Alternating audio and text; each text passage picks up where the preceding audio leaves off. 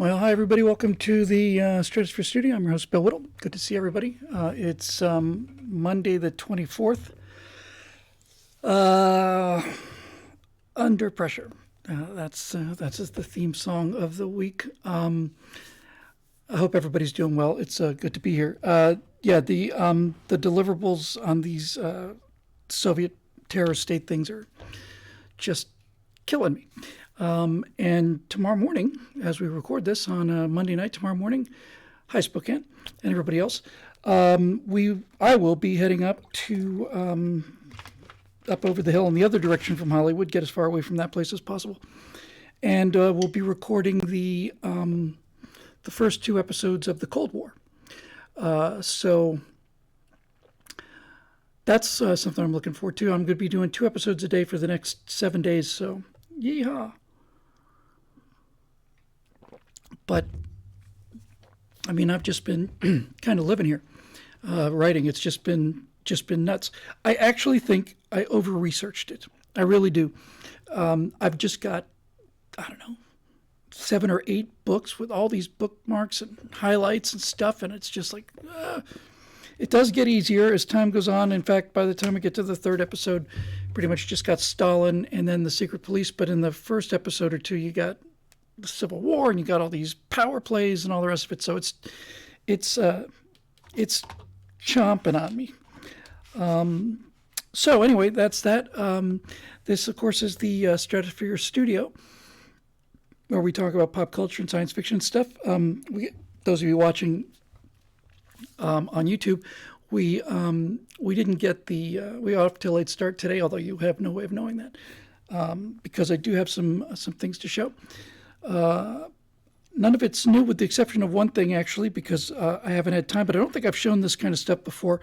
In any event, we've done a couple of shows on Space Engine. This one's not about Space Engine. This one's about what we will use to substitute for the planets that we see in Space Engine. We took a look at the last installment, took a look at the improvements in the shading and the rendering. Thank you very much, by the way, real Catherine. But it's not going to be good enough for broadcast work. So hello, Rich B313, first time chat. I always say hi to those people at least when I catch them. So basically what we're doing here is I'm going to show you some of the options that we have in terms of the stuff that would end up going on the stream. And they're telling me, I know it's being streamed to the Bill Whittle channel. It's there's nobody, don't have anywhere near enough subscribers for a live stream on that. I'll post it on the Stratosphere Studio channel. Okay, so here's what we're going to do. It's about a 3-minute clip I put together of mostly old renderings with a couple of exceptions. And while I was pulling these videos, I saw a couple things that I thought were kind of cool too. So I thought I might as well just chuck those on there as well. So with any luck, let's have a look at this. So before we go to that, we're really going to be talking about 2 different kinds of planets, 2 different kinds of planet assets. One of them we can just call painted, and the other one is procedural. The painted planets look really good from a distance because they're just simply done by hand and airbrushed and photoshopped. And so from a distance, they have a much more diverse kind of large scale terrain. The problem is that when you get close, since you're dealing with a texture map, it starts to break up. And even on like an 8K file, you can't get very, very close to it. And certainly comes a point when you're practically out of space. Although I have seen I think I've seen an 80K planet Earth. In any event, there's that. The other option is a procedural planet where the computer is basically using a series of algorithms to generate things like mountains and oceans and stuff like that. And those look really good up close. You can just get closer and closer and closer to those. But you cannot, from a distance, it's very hard to do like continent size irregularities. So with that said, I've got both to show you, and I, like I said, I found a couple files I thought were really cool. So this is our little walkthrough where we hope to go with planets. Most of these renders are 2 years old, but you get the idea. So this is what we would be actually using in the show rather than the ones generated in Star Engine. All right, so hopefully this narration will carry over. Here we go. Okay, that's a painted planet. You can see that big brown area is just really cool. The rest of the surface is kind of neat and cool. You can't get too close to that. That's like I want to say it's an 8K surface. Here's another one. I know they look similar. But this is all a surface texture that's applied to the planet. And I love the fact that one hemisphere is like all that dark brown desert. The other one's kind of this like mountainous sort of higher ground. And then here comes that dark brown desert again. But again and again, I'll be saying this over and over and over. You can't get too close to these unless you've got massive files. Here's another painted planet. And this also shows like how delicate you can make it. There doesn't seem like a lot of detail. There's this little river coming up that I love. I think that's fantastic. And so that now is a procedural planet. And you can see that it doesn't really look quite as good. Now, this one I designed to do up close anyway. It's a very, very early test render of a procedural planet.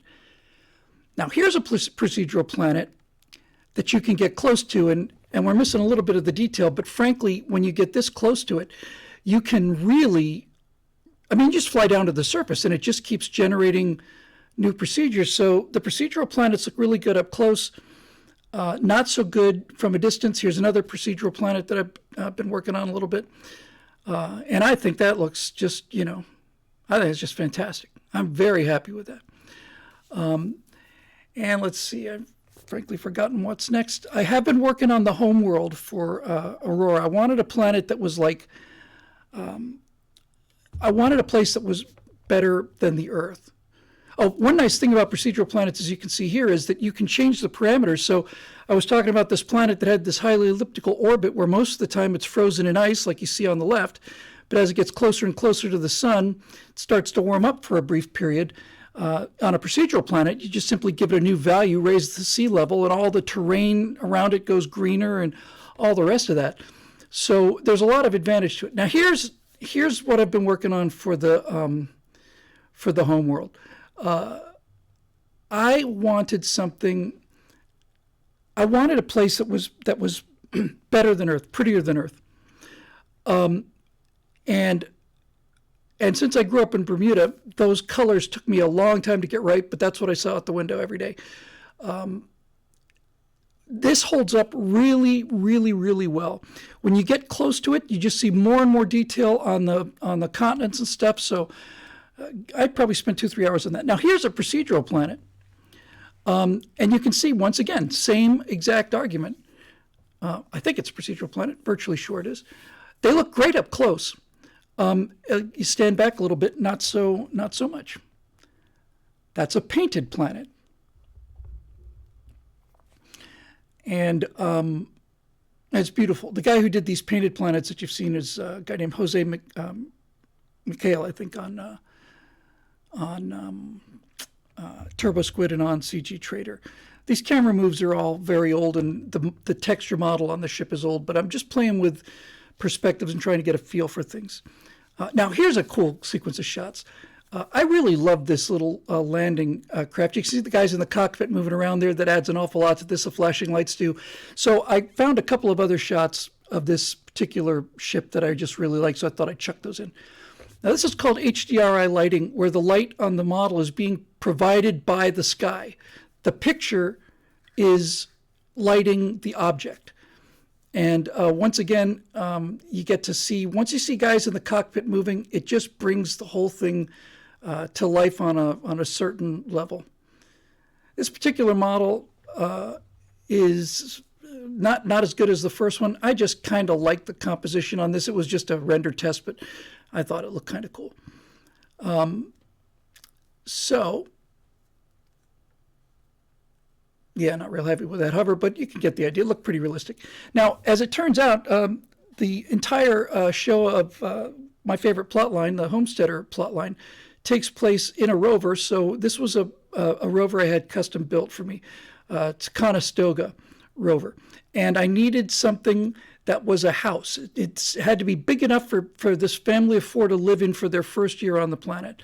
I think we talked about the fact that when they get there, it's not really, it's a wheel's missing or something like that. But I'm very, very, very, very, very happy with that design. I think that design just looks absolutely killer.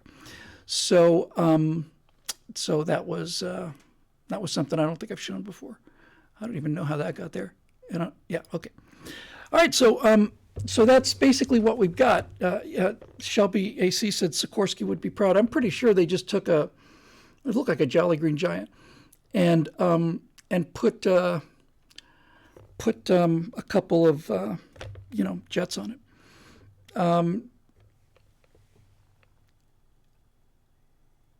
AirTechie in the Twitch chat says you can have the HAB module be offloadable. Exactly right. That last thing you saw, you can just get it up off the back, and then you can put all the stuff on that the guy needs to do the drilling and so on. So they're being very, their first year is very rough. The thing I like about there's many, many, many things I like about the homesteading story, but the thing I like the most about it is watching the progression of this family from starting off in Los Angeles, which is a living nightmare, and then they get to this planet that they've chosen, and it's just completely hectic, and they don't know where they are. We've had this conversation before, and it's like Deadwood. It's like we've just arrived. Everything's moving. Everything's there. This rover that they bought from Earth, with their life savings, is not as advertised, and so they go limping off there. They made the decision to come to this planet just as it's starting to head out into the cold. So they got 3, 4, 5 years of like real cold into place coming up for them. And so the first year is just the family and the rover. The second year is they've got a couple of HABs there. And basically the father, who was a hydrologist, he's a high pressure plumber basically back on Earth. He basically goes out there and sells to other colonists their own water supply. Instead of having to truck it in, they do a lot of recycling of water, but instead of having to truck it in, he says, I can get you a well. I can get down through the permafrost, and I'll put all that in for you. And that also provides a lot of neat story elements too, where it's like he's got this guy who's, it's a pretty, widely dispersed, closely knit group out there. And this one guy, among many, would like one of these setups, and he asks if he can, make installment payments on it, for, a couple months or something like that, or whatever the case may be. And then the father decides, yeah, okay, I'll do that. And then a month or two in, he just can't make the payments anymore. It's not like he runs. He just says, I just don't have it. All the things that I was counting on, they just didn't happen. Now the family is in the red. And that brings up some interesting ethical questions. And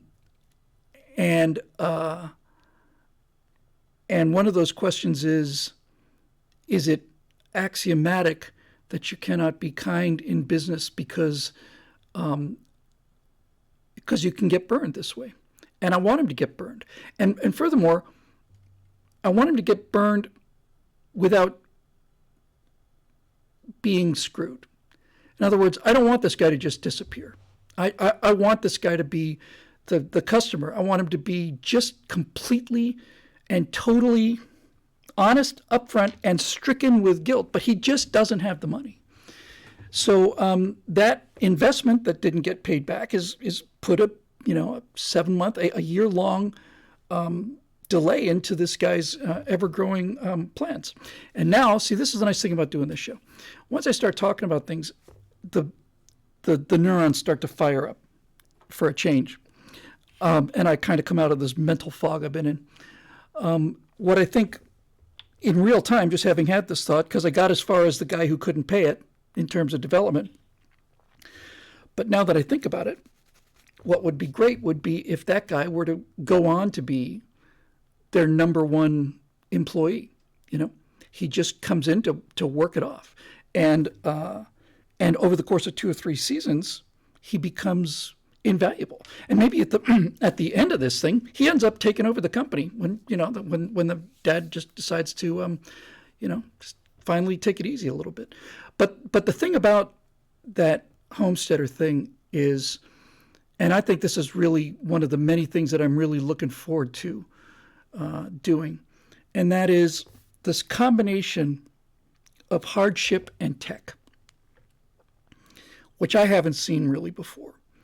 I've seen people on planets, and occasionally I see guys like in a rover, like on Last Day of Mars and something like that. But what I never see that I'm aware of is a guy working on his wheel out there in the middle of this sub-freezing ice wasteland. Or I never see two guys who are struggling with tubing or piping, or they're trying to get something up this hill, or whatever the case may be. They got a generator, they got a reactor, and they're fighting this storm and this cold, and they can't. Their suits have to be so thick that they can't really, handle things. This guy's working with his hands, but he can't twist nuts. He's got these gloves on, and it's so cold that they can work out there for 15 or 20 minutes, and they have to come back in, and then you have these things start to set them up where dad says, you know what, I'm just going to stay another 20 minutes and get this thing done, and he practically freezes out there, and then mom has to come out and get him. That kind of thing, right? That's the world that I want this thing to live in. I know I've talked so much about how much I despise these barbarians, these women, but the mom in this is a tiny little thing, and she's not out there working while dad's sitting there watching TV. But when dad goes down from hypothermia, she gets on her suit and goes out there with a daughter and drags him back in, and that is appropriate. It's true. It's based on true. So I just really want to see. This is actually one of the most important goals of this entire series, and nobody's going to really understand this until we get to it a couple years down the road. But if this thing works the way I'd like it to work, you will watch this guy go from a guy who just landed here with a tiny little bit of money, almost all of which instantly disappears to do these repairs for this thing that he didn't even think would have to be there. And he just plain works his tail off. Bart's Treasures in the Twitch streams got it exactly right. Get inspiration from ocean-based oil rigs. That's exactly what he is. He's a wildcatter. It is a difficult, dangerous, dirty job. And it requires physical strength and a lot of endurance. And he's got a younger son who's probably 8, 9, 10 when we start, gets to be 11, 12. How old does this kid get to be before he can start working on that? Well, I don't think he's going to be working on the rig anytime soon. Dad's going to have to hire that as he gets older and older, and richer and richer just through this hard work he's doing. But one of the other things I'd like to see happen right away, I mean, like first episode or second episode, not first episode, you got too much to do. Second or third episode, you got this rover that you just saw, and it's limping along. It's missing a wheel, but it's got 6 wheels, so they're going to just have to work until they can afford to get the wheel, which means they have to be careful where they go and stuff. One of the things I want to get to real early is I'm in the middle of the sentence, I glance over here and I see Dave Big Booty says, or Big Booty says, he won't be a know-it-all brat like Will Robinson or Wesley Crusher. He'll be more like Will Robinson than Wesley Crusher. I see a huge difference between those two. Will Robinson was polite, respectful, knew what he was doing, and yes, he was probably a little bit smarter than he could have been in real life. But Will Robinson in the first season, Dad is out there in his jetpack and he's about to be killed by this giant Cyclops monster, and Will Robinson, this 8-year-old boy, goes after his dad, and he's got a laser gun and brings that thing down. I saw that when I was an 8-year-old boy, and I said, this is what I want to live on. But in any event, somewhere around the second or third episode, Dad's going to let the kid drive the rover, and he's going to make the daughter drive the rover. And you think, well, are they awful young? Well, yeah, but there may come a point when somebody's where everybody's down with broken legs. Mom and dad fell off this ravine or whatever, and they're both lying there with broken legs, and somebody's got to get the house over to them before they die. And this is something we're really missing. Really, really missing.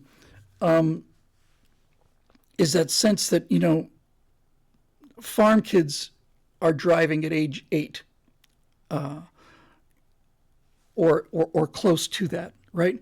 They don't have the luxury of saying, "Oh no, you're far too young to do this." No, you got to get out there. You got to milk the cows, and you got to sooner or later you're going to have to run this harvester, and you can start with the tractor. So that idea of seeing an 8-year-old or a 9-year-old, something in that neighborhood, driving this big thing, learning to drive on the smooth parts at first, and then working their way up. I think it's just really, really important, because I really mean to inspire an entire generation the way I was inspired by Star Trek and Lost in Space. So I don't know. I think that kind of thing is great. But the main point will be, people will watch this guy and this family go from being essentially dirt poor. I mean, they have no money. Yes, it's high tech, and yes, everything's expensive, but they are out of money. And just through hard work and persistence and riding through the failures, but mostly through hustle and taking risks, he becomes less poor, and then he becomes sustainable. Then he becomes comfortable, and finally he becomes rich, and he ends up opening this thing all across the planet. Now everybody's got their own water supplies, and eventually, I suppose towards the end, he'll eventually start taking it to other planets. He's created good, and he's got a lot of money. But instead of it just suddenly, hey, here I am, I own this company now, we got all these other things, he's going to start out by cranking a wrench with his own hand for a couple years in 70, 80 degrees or 100 degrees below zero temperatures. And that is really great. It's also really great to have a realistic attitude about not only about the kid driving, but to have a realistic attitude about the tech. I think I mentioned this before. I'll repeat it just because I think it's one of my favorite things. So Dad's got this. He's capable of ordering everything he needs to put in a well. He'd probably have to hire some help for the actual installation, and that all's good too. And so he goes out in the rover to survey this one guy who's thinking about putting in one of these systems, and he says, well, what are you using, for power? And he says, well, I got this solar array up here, we got maybe a little windmill up there, that kind of thing. And then Dad just says, it's just not going to do it, man. I'm sorry, it's just not. If you in order for this thing really to work, you got to stop dicking around. I mean, I can include in the package, a tiny little, 5 megawatt reactor or something like that. And yes, it adds significantly to the cost, but you'll never have to worry about these things again. I mean, you use these things for scrap metal. This thing will go into the ground. It lasts 60 years. It doesn't require anything. It's just going to give you, whichever you order, 5 megawatts continuous power 24/7 for 60 years. And if you want to heat the entire outdoors with it, knock yourself out. And that kind of just throwaway kind of thing, right? Just throwaway. It's like, it's not what the episode's about, and I'm certainly not going to club people over the head with it. This is going to be kind of a conversation these guys are going to have as they're looking around they're just walking around this guy's hab, just kind of talking about things, and just, you can't, just take my advice on this, right? I think you really need to just stop dicking around, if it's that, maybe this is, in fact, this probably makes sense. This would be the guy who I just mentioned. Maybe the guy decides he's going to go in deeper than he originally planned, and that actually makes it even better, a little better dramatically, because Dad kind of pushed him or tried to upsell him a little bit on something, and so is he responsible? All this stuff is really cool. Wazer 13 says, Bill, how long until they have to defend the homestead planet against alien bugs using robotic suits? As far as I know, nothing comes to mind. Not even 2001. As far as I know, this is going to be the only science fiction series that doesn't have alien creatures in it, because I just don't buy it. However,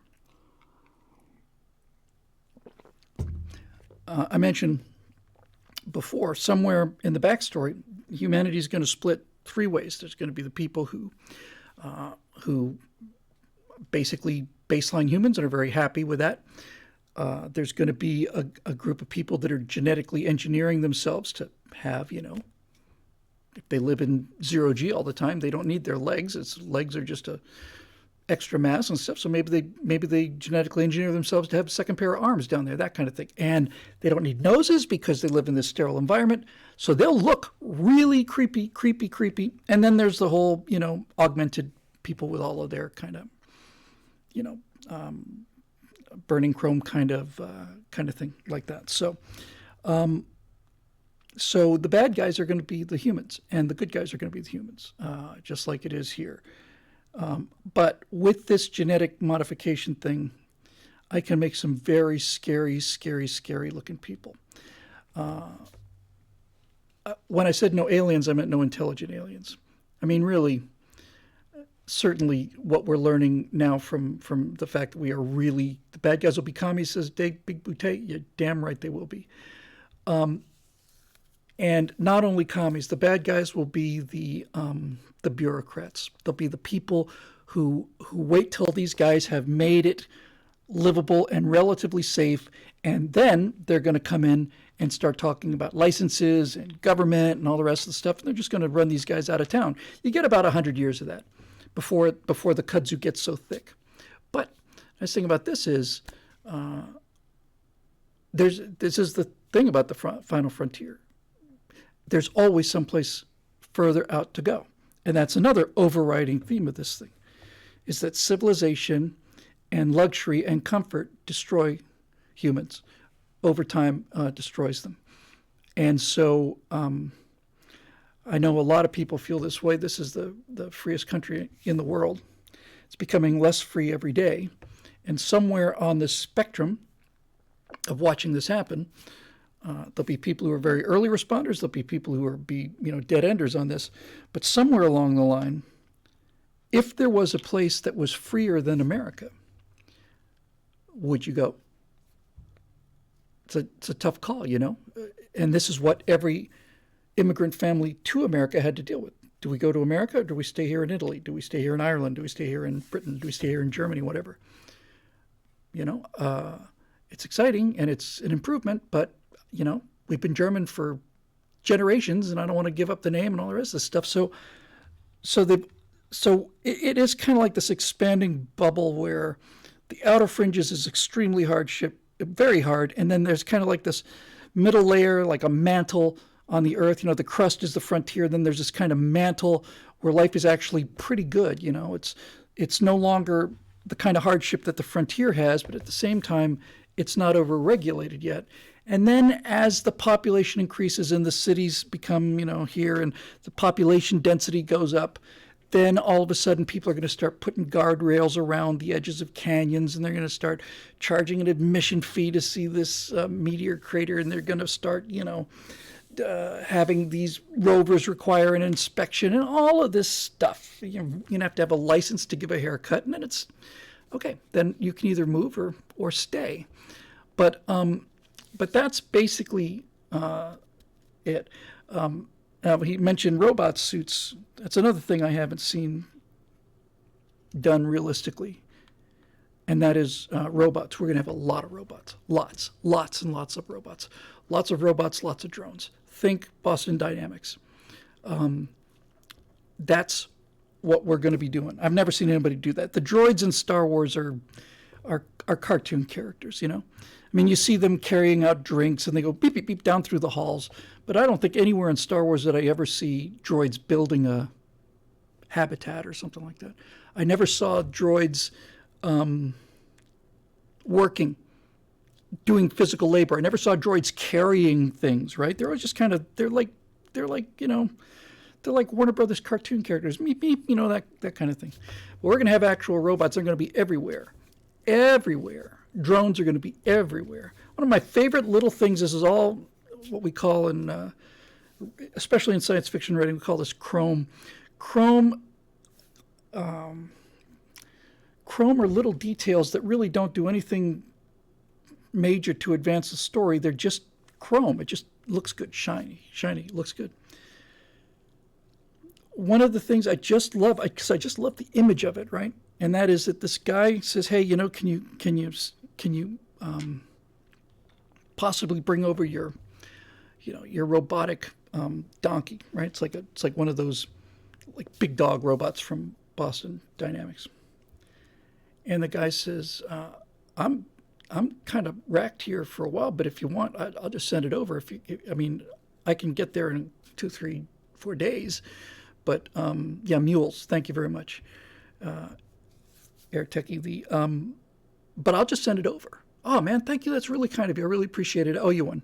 "No problem." And then this guy who is on the other phone walks out to this thing and just basically has a little, basically on his phone. Actually, probably could do it right inside. Certainly could do it. He just goes over to his desk, fires up the console, and basically has a map of the planet and puts a GPS point down and hits go. And then outside, this robot mule starts walking.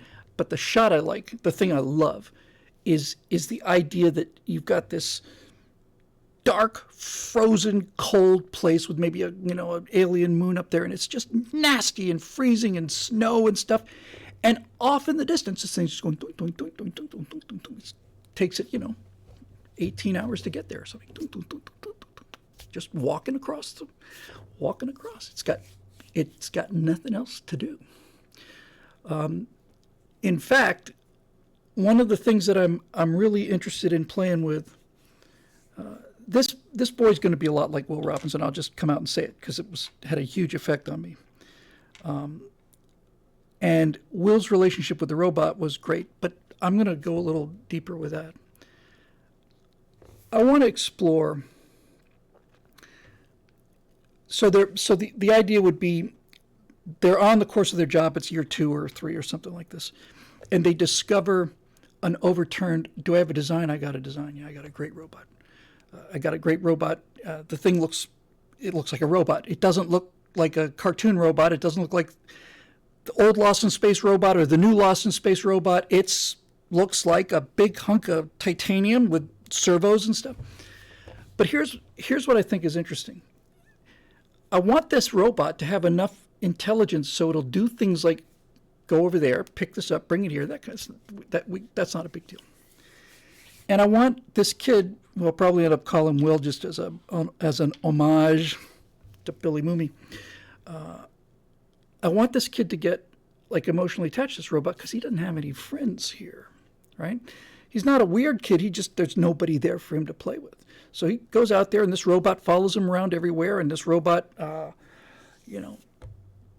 protects him and does all these things, saves his life maybe once or twice if the kid falls down a crevice or something.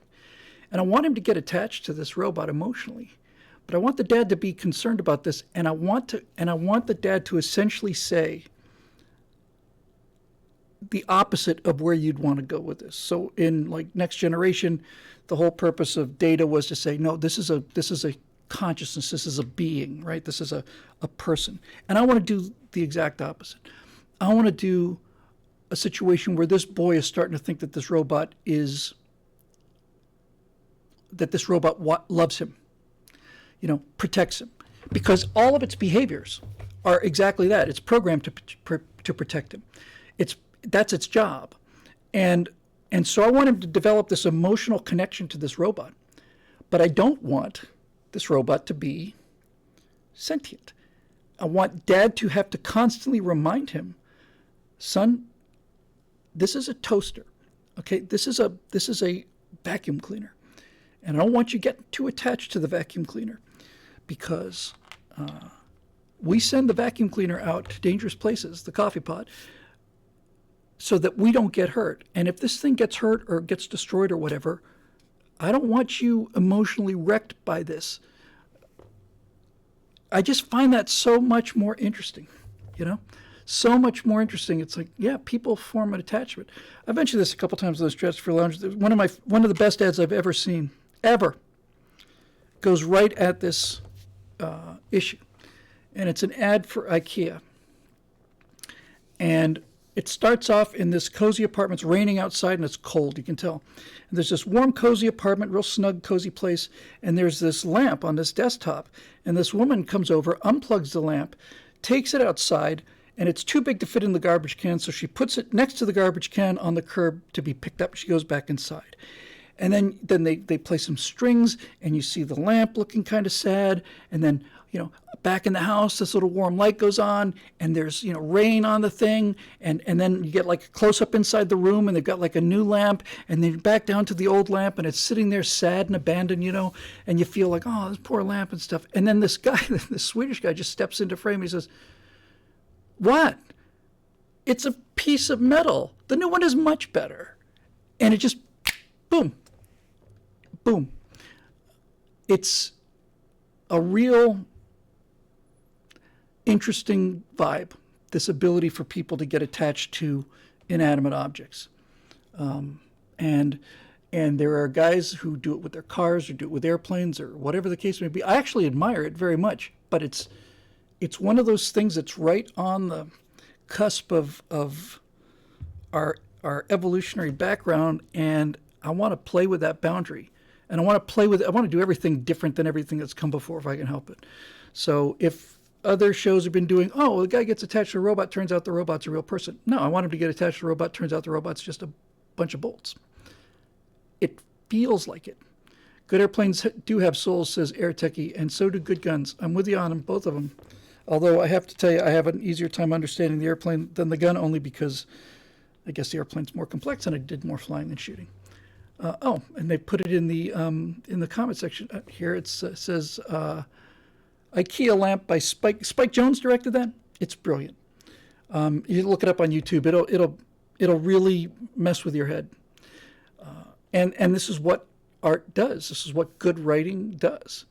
I remember really loving certainly the first half of WALL-E, and I remember there's that moment pretty early on when it looks like his pet cockroach gets smashed or something like that. And I remember being in the theater and just having this, just catch my breath. And then it turns out the cockroach is okay. And then in the theater, sitting there, I just said, these geniuses have just made me have nearly a heart attack about a cockroach being squashed by a machine.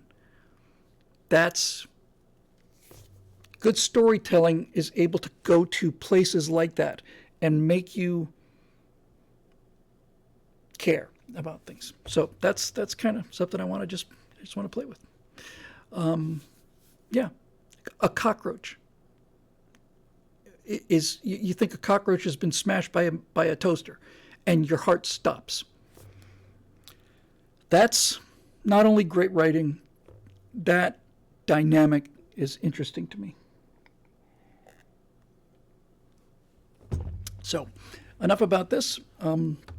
I have said before, I guess on the show last week, that just as I released the Dias for Dungeon thing, just as I was getting ready to make the move, something else to talk about before we take questions. Just as I was about to make the move, I just plain ran out of time and money and had to take this Daily Wire job, which I'm enjoying very much. So I have to finish that before I can get back to this. That's just the way it goes. And then I will hopefully have a lot more time to be a lot more organized. It just couldn't have happened at a worse time, but that's the way it went. So there it is. So there was one more thing to talk about. I mentioned this briefly on Stratosphere Lounge on Thursday. So I was watching Critical Drinker's review of the last episode of Rings of Power. And then he went through the whole review. He went 8-9 minutes. He said, and then at the end he said, I have something else to talk about. And he goes to this kind of strange sort of smoky screen. And he says, I don't want to just criticize movies. I want to do something about it. And I thought, okay, here it comes. And basically, Drinker did precisely what my entire business plan was to take somebody who had a big YouTube audience, send them to a Kickstarter campaign, raise money from a pre-existing fan base, go out and make the content, and then let that machine cycle. And I have to tell you, there was a time when I would have been very, very upset about that kind of thing. I would have been just like wrecked. But now I'm just, I just, well, good for him. Good for him. I really hope he makes it.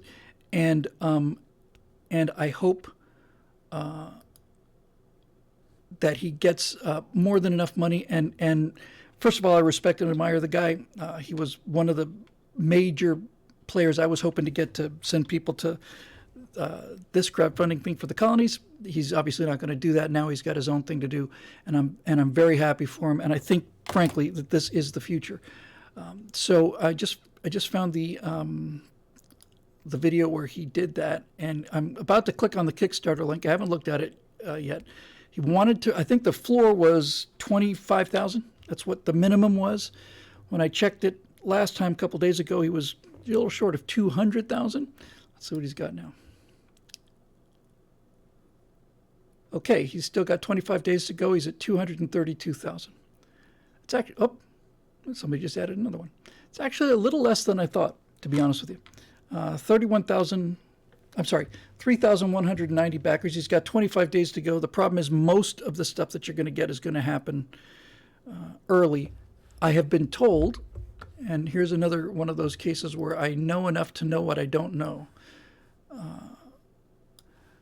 But I've been told that you really do the heavy lifting is right at the beginning and right at the end.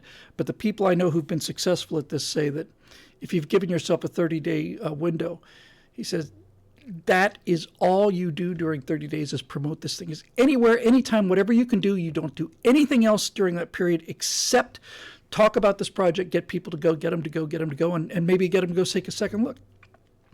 So in any event, Will Jordan, that's his name, was asking for 25,000. He's got 250,000. He's exceeded his minimum by 10. I bet he's pretty happy right now, and I think on some level he might. I don't want to say he's disappointed, but I think he can see the potential. Now, I haven't heard him really pushing it hard. I suspect we'll start to see that towards the end. Here, somebody said, what's the link? I've got the link here, but it's a little tough for me to do it in YouTube. Hang on a second, I can do it though. Where did it go? Okay, so it's on Kickstarter and it's called Rogue Elements. Here comes the link. I'll pop it into Twitch. That'll be easy. A little tougher on YouTube, but not the end of the world. It has to open up a new window. So here's the, there's his campaign thing. And give me a second. Sign into chat. Okay. Say something. Bam. Maybe I can scroll back up. Yes. And that means I can also put the link to the IKEA ad in YouTube. Hang on one second. And thank you very much for making that available there. Where are you? Yes. And here's the one to the IKEA ad for the YouTubers. Bammo. Okay. So what we're learning, it's going to be fun to watch somebody else do this. I really am, I have to tell you, rather proud of myself about this because honestly, if this had happened to me 4, 5, 6 years ago, I would have been just completely distraught about it. I am. Don't use Kickstarter. I won't. I will not use Kickstarter. And frankly, and thank you for the kind words everywhere, all of you, TJ Drama and all the rest. It doesn't matter which crowdfunding platform you use. All that matters, it looks like I have chocolate in the corner of my mouth. You know what it is?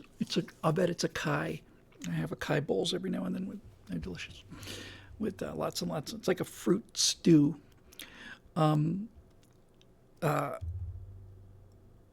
It just has to work. Because all of the traffic that you get is going to be going there. Now, I suppose with that said, there are Kickstarter browsers, by that I mean there are some people, I guess, who just kind of randomly go through Kickstarter or GoFundMe or whatever and looking for things to invest in. But as a general rule, I think it's just a question of sending everybody to this place that can process credit cards, and that's the solution. Eric Blake says Indiegogo's been great for conservative indie comic creators. Which one was it? Was it Indiegogo that tried to take the truckers' money, though? Right? Now, obviously, as I mentioned earlier, I had to jump off the animation train for the last 3 months, and I'm going to be off it again. I'm going to stay off it for another 2-3 months at least.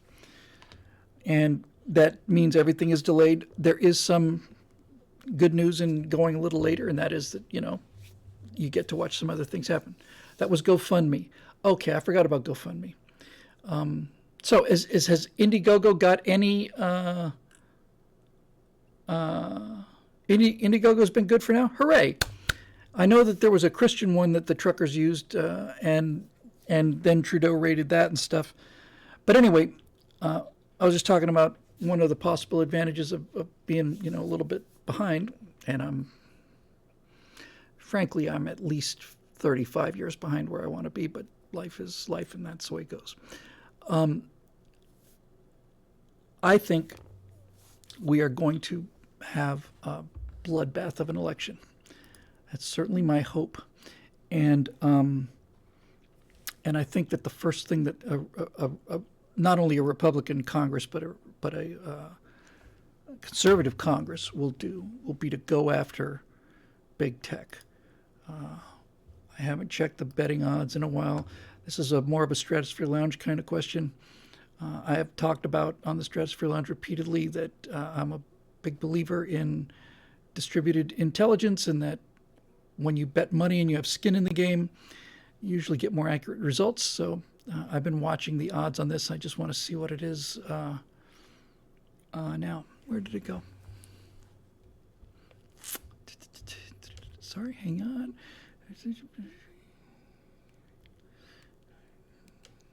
Shouldn't be. There it is. I'm just curious to know what it looks like. Wow.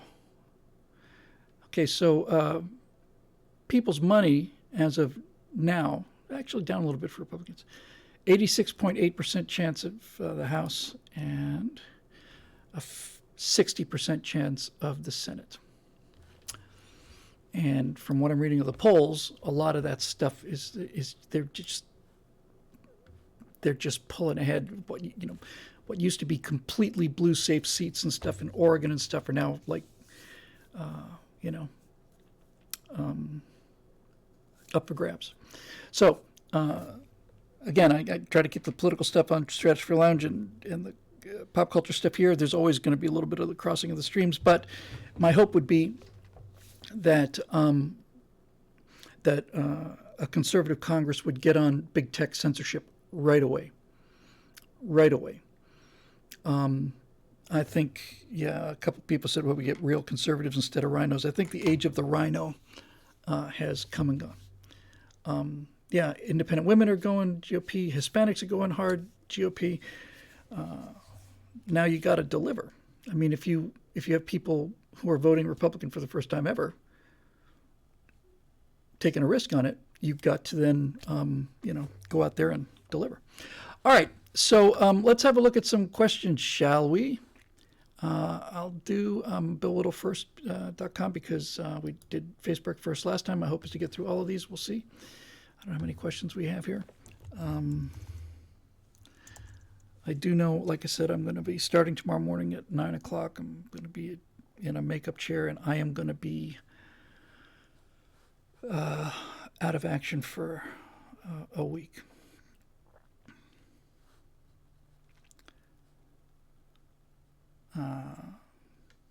So let's see what we got.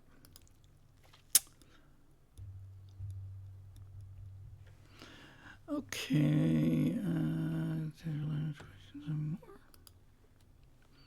Let's see if we have a... There we go. Stratopop questions. Monday stream. Fantastic. And thank you to Marusha for basically running this thing here. Okay. I'm going to have to put my cogitation spectacles on here. Ian Nolan. Hey, Bill, thinking about your idea for a Daily Wire show on the military. What about co-hosting it with Mike Rowe? He can handle the apprenticeship side of things, and you can handle the informed outsider side of things. Separately, here are a few helpful suggestions and resources for the universe you're trying to craft. Feel free to skip reading these on the stream and just use them as useful ideas. Okay, so those are two separate questions. I'll come back, finish the second half of it. As far as working with Mike Rowe goes, I think there's nothing I'd rather do than work with Mike Rowe, and I'd love to have Mike Rowe be the lead in one of these colony streams, stories, storylines. But in terms of bringing Mike Rowe into something like this, I just don't think there's any need for it. The nice thing about working with Daily Wire is they have real resources. They can get things done, and I'm looking forward to doing those interviews, and I'm also looking forward to seeing how much stuff they'll let me. I'm talking about it like it's already done. It's not even pitched, but I would like to do things like spend some time in the F-18 simulator.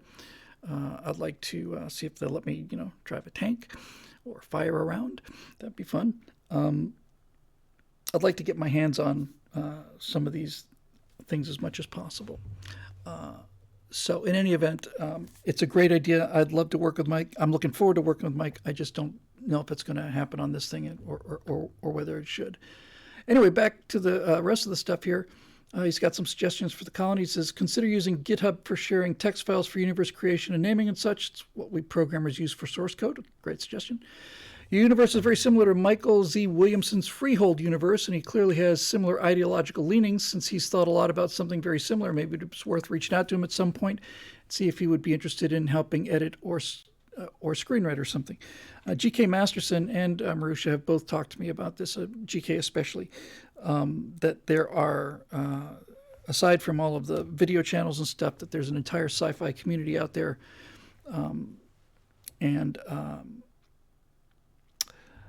And Sarah Hoyt, who I might have met once, but I don't know personally, but she's been very kind to me in the past. And so there is an entire little group of sci-fi writers that will definitely be quick to be on board, not only for the help in terms of getting people to the website, but also for writing and stuff like that. It's, I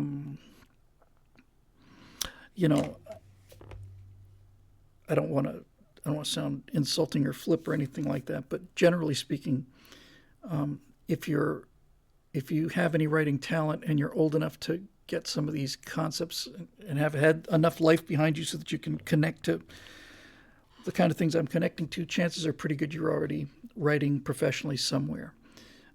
I don't see this being I don't want this to be a new writer's workshop. Now, with that said, I do very much like the idea, as I've said before. Not only are we not going to come down on fan films, we're going to make fan films as easy as possible. We're going to provide the models, the CG assets. We're going to have a blanket kind of thing. So that's where we'll be. Now, if somebody does on their own, does some great fan fiction, and I see it and I like it, then it's like, hey, sweet, you want a job? Want a job, Ernie? Okay, Tony. Hey, man, you got a job. Most stressful job interview of all time. And just out of the corner of my eye, Tiki Rocket over here says he was so disappointed he didn't get to go visit the USS Albacore when I was in Portsmouth. I only found out that the Albacore is a museum ship a few days ago, and I would love to see it too. So this is something that I'll be recording, I don't know, 4 or 5 days from now. My favorite episode of the Cold War, What We Saw series by far, is Cloaks and Daggers. And that's the one about the submarines and Project Azorian and all the rest of it. So the Navy was, in the 50s, was working on two things independently, and it was smart to keep them separate because they wanted to keep the variable simple. On one hand, they were working on new hull designs and Albacore was the test bed for that. It was the first of the teardrop-shaped submarines in the world. It was the first submarine that was designed to go faster underwater than it did on the surface. It was revolutionary design, and every submarine since Albacore, U.S. submarine, and virtually all of them, every submarine since then basically looks like Albacore, but modern submarines look like Albacore and they have nuclear reactors, and Albacore is a conventionally powered submarine, diesel electric boat. So when they're testing the reactors and the nuclear propulsion system, they're doing that on Nautilus, and Nautilus is a much more traditional looking ship. Nautilus looks an awful lot like the Guppy conversions. We had a lot of extra subs after World War II, and so nuclear subs were out on the horizon. And so they had something called the Guppy program, which stood for Greater Underwater Propulsion Power. They would take these World War II subs, like Gatto-class subs and so on, and if you visualize a U.S. submarine from World War II, all of the periscopes, you got the kind of the top of the sail there, and there's all this junk. You got a deck gun, you got all this stuff. It's just drag. So they basically just put some hull plating on there, smooth that stuff out, streamline it, and they got a lot more performance out of the sub. And Air Techie says the Germans had a design like that. I want to say it was the Type 20 or 21 U-boat. That was a modern submarine they built. I don't know, 5 or 6 of them. I don't even know if any of them got into the war. So Albacore. What do you know about that? Okay, let's see what else. I've mentioned the series before, but the Bobaverse books have some of the best and most creative hard sci-fi space combat I've ever read, and it's a quick read. I'm looking forward to all of this.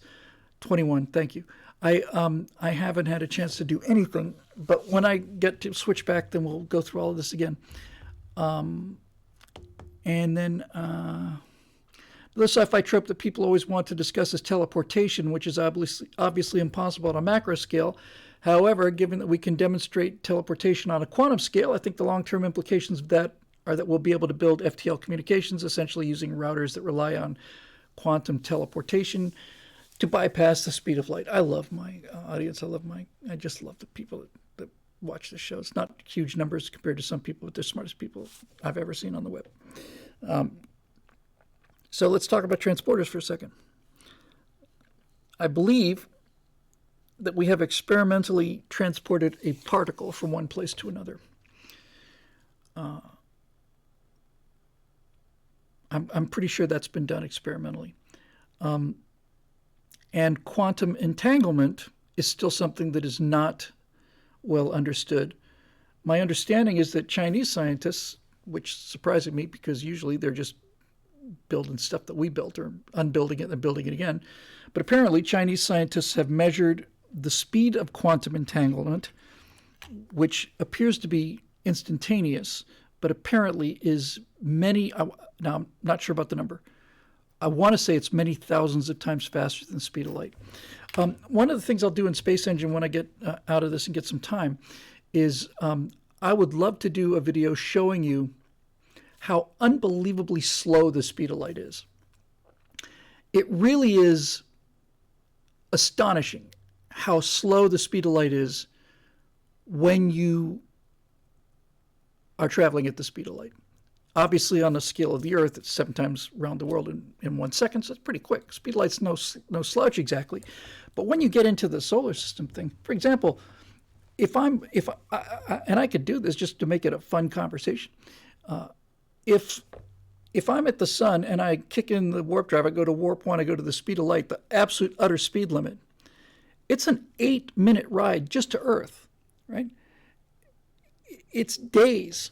Well, certainly hours. I don't know how many light hours away like Neptune is, but it's a long time, and that's just inside the heart of the solar system. So the speed of light, if I were to travel at the speed of light in Space Engine and take us to Alpha Centauri, the video would take 4.5 years to watch. 4.5 years. Light is slow. It's slow. I have seen a couple of animations that are real good on YouTube as usual. One of them is a very simple animation. It's got two spheres, right? They're not quite to scale, or to distance. But basically, you got these two spheres, and it's just a beam of light going boink, boink, boink, boink, boink, boink, about that fast. Boink, boink, Earth to Moon, boink, boink, boink, boink. So, yeah. So, experiments have shown that that quantum entanglement means that there is some essentially unknown connection between particles. When you measure the speed and direction of a quantum particle, once you measure it, it's the other particle that it's embedded with immediately goes the opposite way. They both exist in this state of quantum uncertainty. When you measure one, it appears to be instantaneously, it's certainly faster than light. The other one flips the other way. Now, if that's true, there's no question that's true. Now, can that be used to send a signal? It seems like it would be able to be. If I was going to include this in the series, and maybe I'll have to, I would say that it's probably likely. Einstein said that no signal can travel faster than the speed of light. But in any event, I think they measured it and found that it is much, much, much faster. Bart Treasure says, no, it cannot be used to communicate. Okay, that makes me, it's kind of a relief, actually, because, there you go. Anyway, yeah, I don't want it. And when Einstein says something, when Einstein says something about astrophysics, he has my full attention. When he says something about politics, I think he knows less than the average person. And certainly when it comes to things like grooming and that kind of thing. So let's just rule that out. The question was about teleportation. So the theory would have to go something like this. You would step into the transporter booth, and then a powerful energy beam would essentially vaporize you, presumably. I don't know how else it's been done. This is how I've always heard how it would be described. Essentially, let's just say for the sake of the argument, a laser basically scans you, and it's essentially the opposite. It's the reverse process of 3D printing.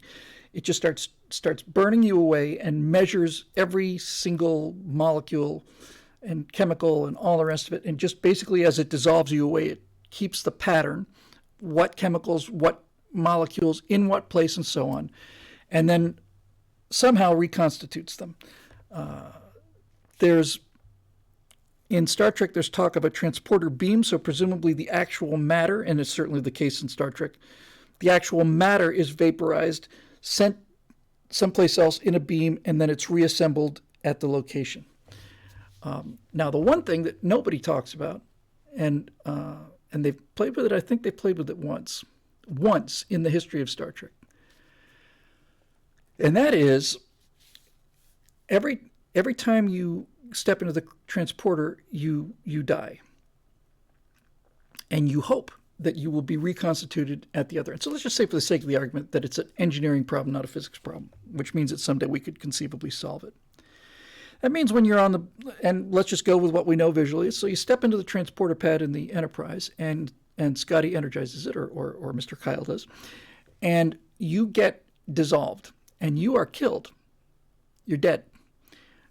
All of the matter in your body then gets sent down this kind of an annular containment beam to someplace else where you are reassembled, and now your consciousness is back again. But you did die back there. You did. Now, here's the thing that I've only seen dealt with once. If the materials, if your body is vaporized and reassembled, that means that the structure of your body, including your consciousness, has to be recorded, right? The computer that does the de-teleportation has to have a picture of you, a physical picture of how you're built, so that it can build you back again when it gets down to the destination. That means that your structure is embedded in the computer, and there's no reason why you would delete that information. So strangely enough, teleportation is virtually identical to a save point in a computer game. If teleportation were a thing, and I was beaming back and forth, memory is cheap. It's the cheapest part of computing, right? Basically. So I step onto the transporter plate. I get vaporized. Computer reads and stores my pattern, rebuilds me on the surface, and so on. And then I suppose you could say there's a law that means that you have to delete it, but let's just say you didn't. So I still live in the buffer. I still live in the computer. The ability to reassemble me is still there. So I beam down on Tuesday, and then on the following Thursday, I'm killed. Right? A big rock falls on my head. Some giant lizard creature throws a giant rock on my head. Now I'm dead. Eric Blake has it exactly. It's cloning. Right? So Kirk goes down to the planet and he gets killed. Okay? What they've got in the computer is they've got Kirk on Tuesday. He's killed on a Thursday. And maybe he did all kinds of cool things like, bagged a couple of green chicks and did all kinds of other things. But nevertheless, he's killed on a Thursday. Last time he transported was a Tuesday. Well, then all they would have to do is basically reconstruct Kirk from Tuesday. He would have no memory of from Tuesday to Thursday because that wasn't saved. But everything up to Tuesday, transporter day, would be. And so you just basically reconstitute him. Chuck a vat of chemicals, carbon and calcium and stuff in there, and you just boom. And so you never die. Once the ability to reconstitute your body at a remote location is possible, then you never die. Your physical body has to be replicated at that destination. It doesn't exist in transit. It's just an energy beam. So since it has to rebuild you on the planet, and it's got your pattern, which it needs to do that, then as long as the computer hard drive doesn't, time out, because it probably has probably a series of relay circuits. As long as it's got your pattern, you would lose up to the save point. Starlaw says it made 2 copies of Kirk in one episode, and but that's not the one I'm thinking of. The one I'm thinking of was the only time I've ever seen anybody play with this was in the Next Generation when Scotty was. I didn't even see the episode. I just saw clips of it. But apparently Scotty's stuck on some derelict and he's running out of life support and he's out in the middle of nowhere. So he basically beams himself into space. He's dissolved. He's dematerialized, but his pattern is living in the buffer and they're able to reconstitute him. And that's how you get Mr. Scott in the Next Generation timeline. But that's exactly how it would work. And of course, Scotty wouldn't know, right? I mean, if this kind of thing is capable, then logically, Scott would step into the transporter room on this derelict spaceship, and he would just appear on the Enterprise D. That's what it would look like. And the second he materialized, he'd realize it worked. If nobody ever found him, then that's that for Mr. Scott. So it is. So McCoy's dislike and distrust of transporters is really great, because he understands the ethical aspect of it, right? And people said, well, does your soul get transported? In Star Trek, it does. And there's a scene in it's in Star Trek: The Motion Picture, where Rand is a transporter operator, and there's a transporter malfunction, and these 2 people are transporting basically get mangled. It's kind of like The Fly, and oh, it's horrible. I can't look at it and stuff. Oh, they're dead. Just send them again. Just send them again. Trot out a vat of people stuff. Send them again. Anyway, the thing, obviously, I don't know how many people know this, but this is what's so amazing to me about Star Trek and Roddenberry, and this is why when you throw $1 billion at something, you get absolute garbage. The reason that I assume it was Roddenberry. The reason Roddenberry came up with the transporter was he didn't have the budget to show the Enterprise landing on every planet. He just didn't have the money. So he had a problem. I need to go from one planet to another, right? And I need to get from the spaceship to the ground to the spaceship. But we don't have the money to constantly show either the Enterprise or one of the shuttles landing. What the hell do we do? We got to kind of magically get him there. And that's exactly what they did. He just thought his way around it. And same for things like the tricorder and the communicators and all the rest of it. He had to think his way around it.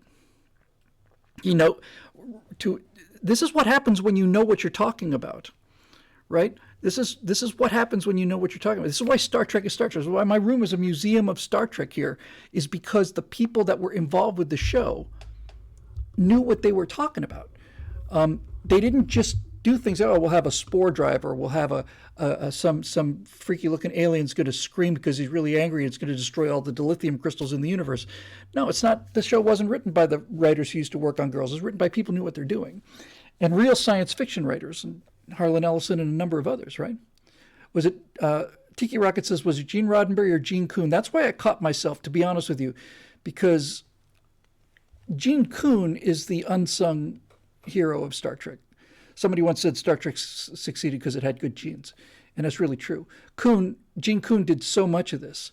But anyway, whatever, whether it was Roddenberry or Kuhn working together, the point of it is they had to solve a problem, just like Steven Spielberg had to solve the problem of the sharks not working. We spent, I don't know what the budget for Jaws was. It wasn't huge. It was maybe $7 million.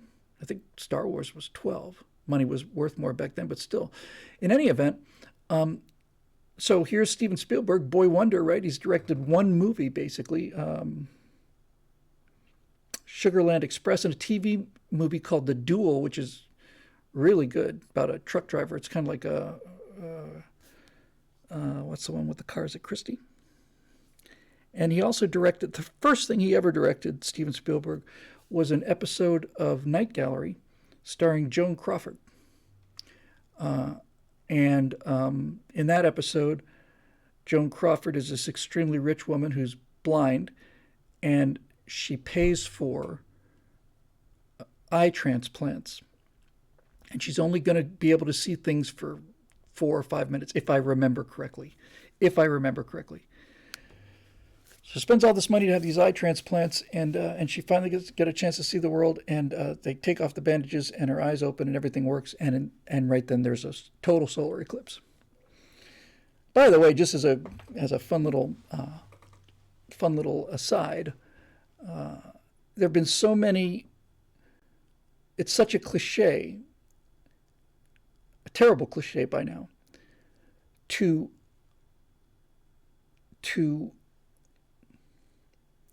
have some mechanism give you wishes and then have those wishes turn into nightmares because you can't have wishes.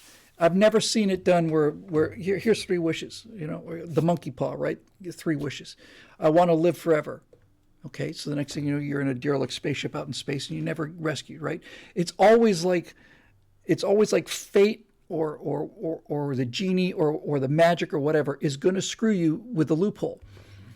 And that's why it's fun to think about what your answer would be if you've got 3 wishes, knowing that the universe is determined to make an example out of you and make this into a curse. Because usually the people get the 3 wishes through ill-gotten gains, right? To capture the monkey paw, kill this person, or whatever, right? So here's your 3 wishes, and one of them is, one guy wants to, I want to be the ruler of the world. Ding. I want to be the ruler of a giant empire, and I want to be, I want to be all powerful. Ding, he wakes up and he's in the bunker and he's Adolf Hitler. It's the last day of his life. Congratulations, you're the emperor of the world.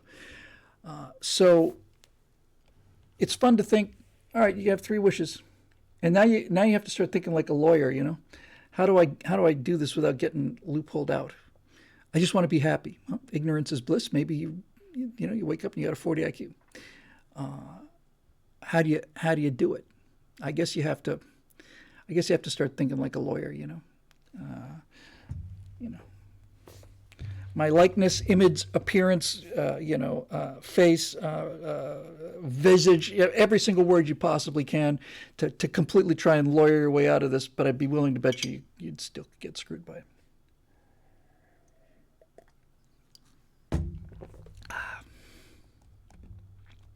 Anyway, the only way to win the game is not to play.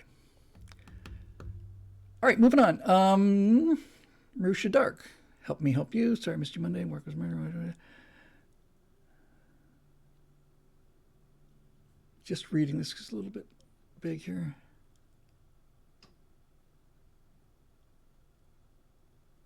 Okay, I can. I just don't want to read all.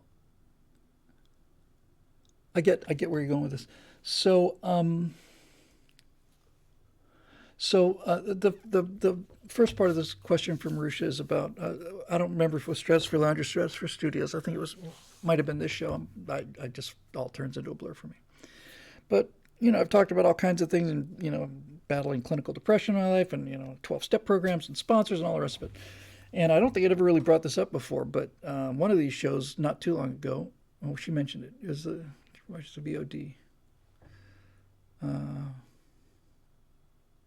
Anyway, I mentioned that one of the reasons it's so hard for me to ask for money is because I went from, we were never rich. My dad was a middle-class guy. He never made more than 40 grand a year. Isn't that funny how even knowing full well of how much, even now, you still catch yourself being ashamed of being rich, you're well off. It's like, well, I wasn't really well off.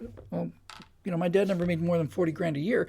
And I just now the second realized, why am I justifying this? He should have been making 400 grand a year, should have been making 40 million a year. It's just so pervasive, this stuff they put into your head. Anyway, so when my parents got divorced, I went from living in a hotel and not living in a hotel, but having the facilities of a hotel and all that stuff, to be in really pretty much dirt poor, living in a really crummy place, and my mom working her tail off and all the rest of it. Yeah, cue the 4 Yorkshiremen, old on the road, luxury. But one of the questions is, how would you advise someone going through the same problems you have, whatever those problems might be? There was a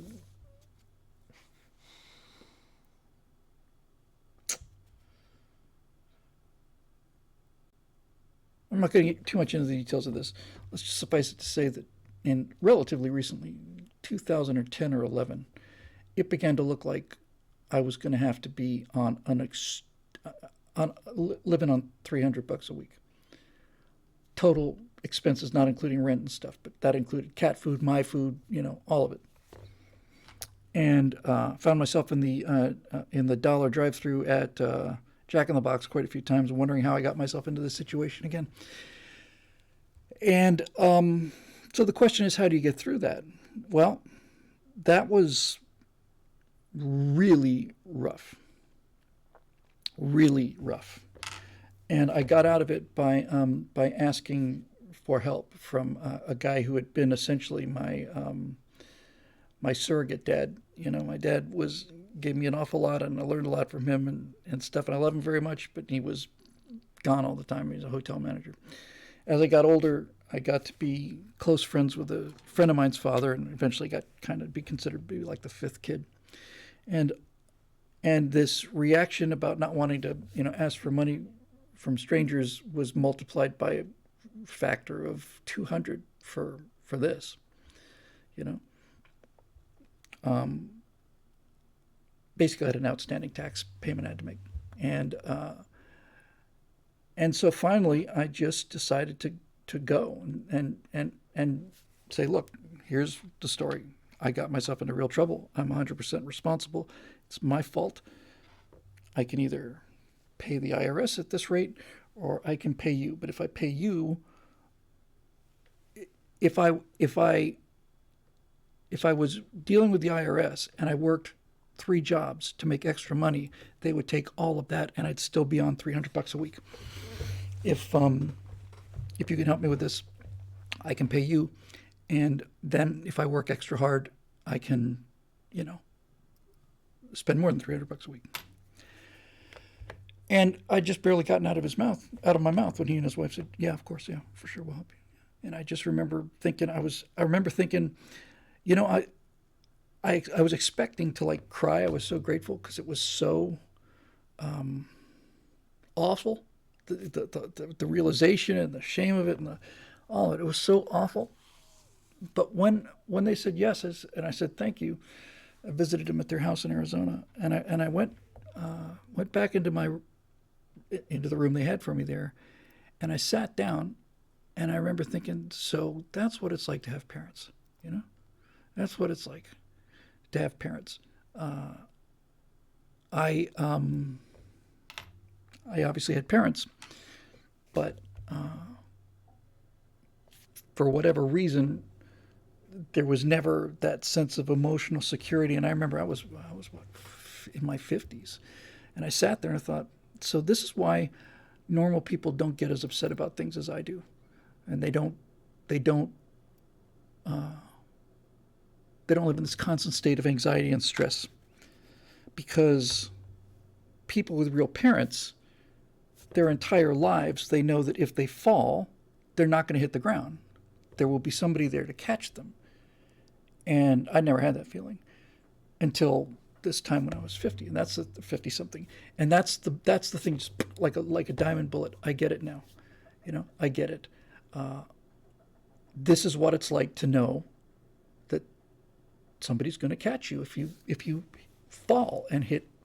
You're not going to hit the concrete. And you can't go back and put that into yourself. You can't go back and relive your childhood. But it did give me an insight into normalcy. It gave me real insight into how different my life would have been if I'd had that sense of security. And I never did. And I'm not the only ones. There's a lot of people like that. And these are the ones that develop depression or addiction problems or whatever. Their addiction is medicating away the pain, mostly the anxiety of not having the sense to any kind of addiction, drug addiction, gambling, drinking, is there to medicate away the pain and the anxiety of knowing that if you fall, you're going to hit the ground. And you're going to hit the ground really, really hard. And fatally hard. That's what it feels like. It just, feels like that's it. You're just going to come and take you away and throw you out of your house, and you're just going to sit in the street and die. It's what it feels like. It's not rational, but it's real.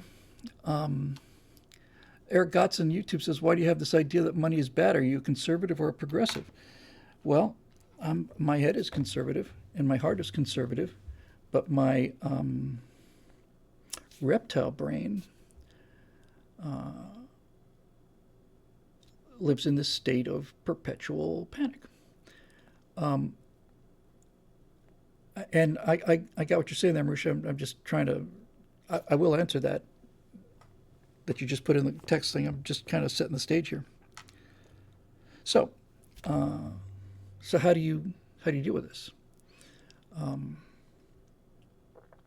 The answer is the same way you deal with anything. It's how you deal with it's how you deal with depression. It's how you deal with addiction. It's how you deal with anything, and that is you just get up today, and you simply don't ever give up. over the course of a lifetime, you begin to realize that even the worst moments that you've had in the past ended. There was something on the other side of it. And when you're in those moments when you feel like there is no other side of it, when you're in the bottom of this hole, when you're in the bottom of the well and you can't see anything but darkness, if you've been in that well enough, you can kind of hug yourself, I guess, and say you are eventually going to get out of this. It will change, and knowing that your perception is screwed is a big part of it, because there are times when to this day, where this sometimes just this sense of like impending doom and despair is just like overwhelming, and then you get the chance to say it seems overwhelming because you're in it, and you don't feel it, but you know that in a day or two or a week or two, you won't be in this place. You'll have a much better perspective. So just tough it out, man. Just tough it out. Now, King of Cleans, who I haven't seen his name before, writes something really moving.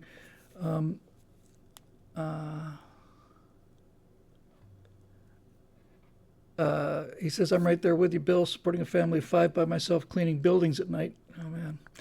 That anxiety makes it extremely hard for me to pitch new clients. It wouldn't take many to ease all of my financial woes. The asking is so damn hard. That's it, man.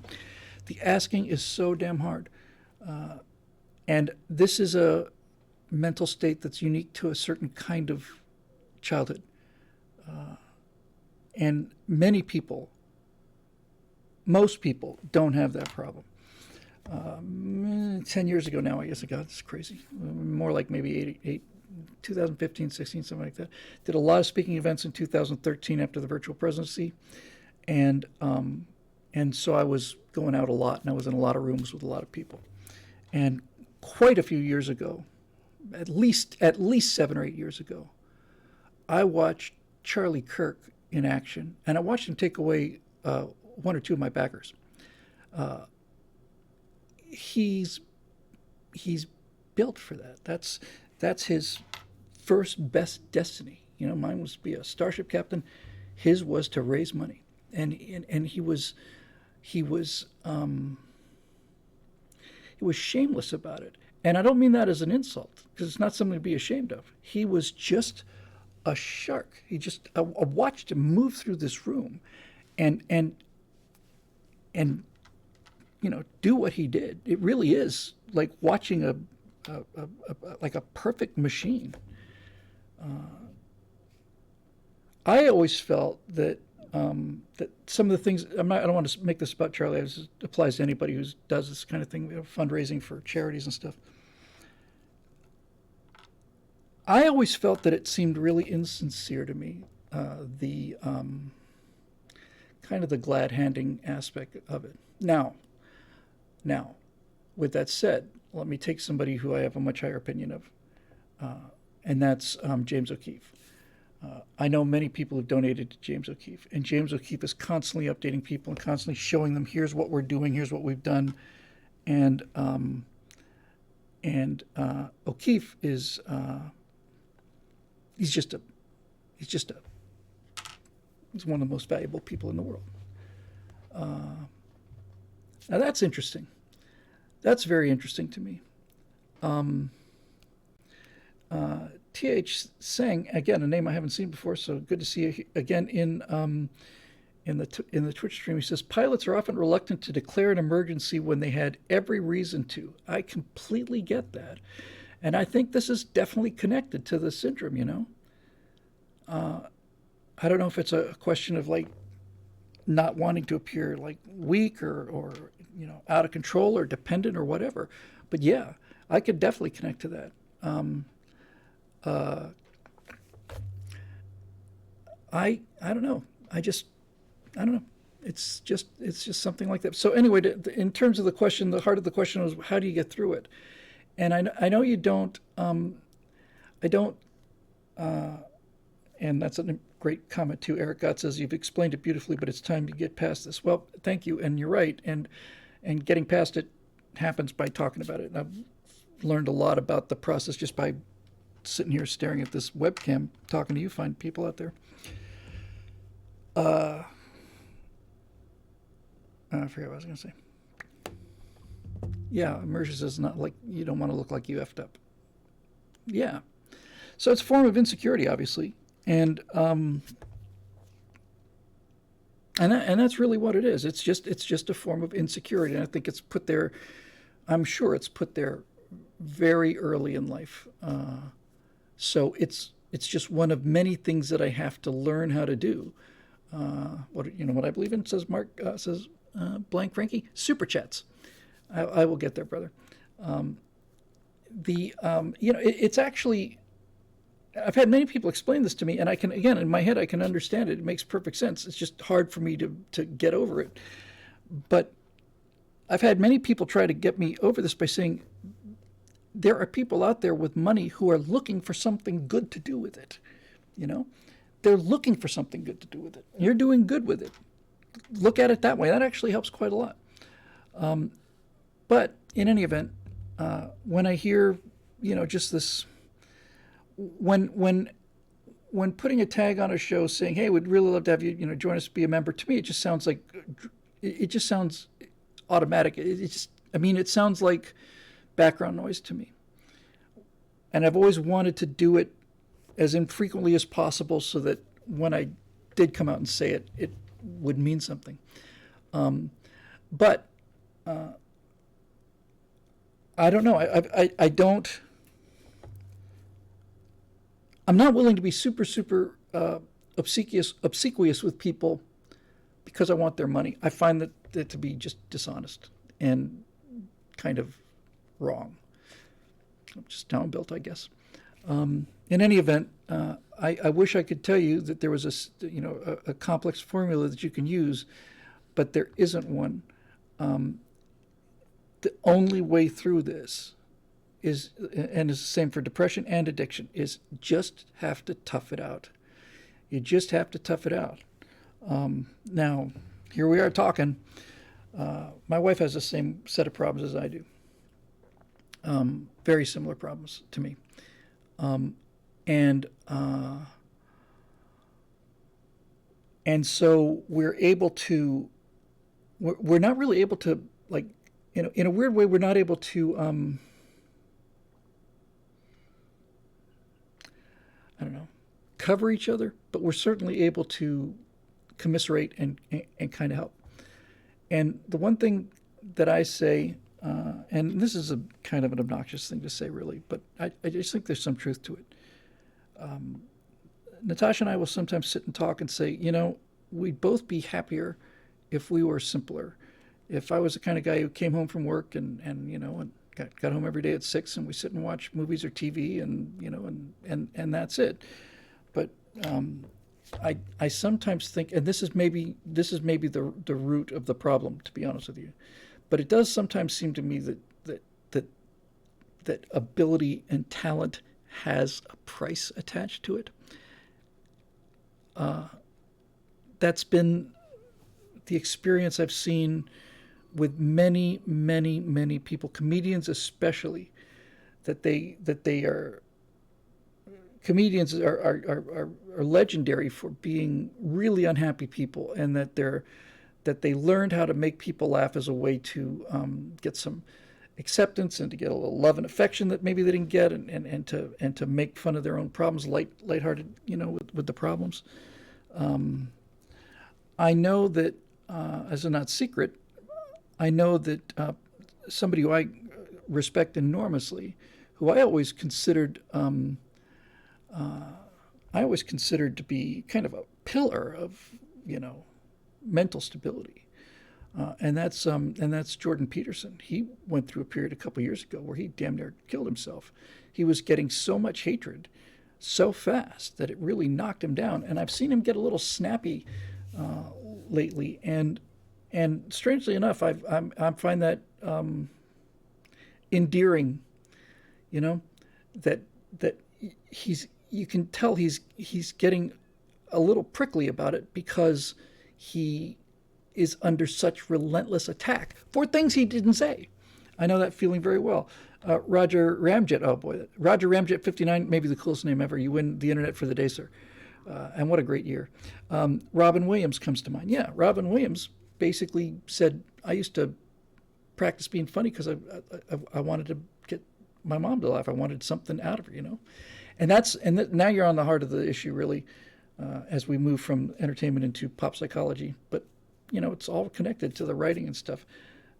Somebody was writing about Robin Williams, and they put their finger on it in such an incredible way that I don't think this can be improved upon.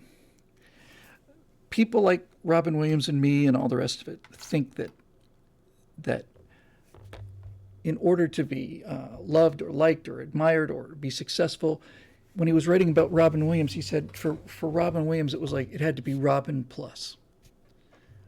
Couldn't just be Robin. It had to be Robin plus. Robin plus being funny, Robin plus being a good actor, Robin plus fame or fortune, Robin plus money, but Robin plus. Robin himself wasn't enough. And I thought, yeah, that's it. That's exactly right. Natasha's got this. I've got this too. It is a horrible weight to carry, but I also think that plus is what drives people to that drives creative people to excellence. Is that this isn't good enough yet? It's not good enough yet. I still have to keep working on it. Look, I could have pounded out these scripts that have been sitting on my head now for 2 months easily. And when I say sitting on my head, I mean the first thing I do when I wake up is think, oh God, I've got to get these scripts out the door. It's the last thing I do when I go to sleep. It's on me like a monkey.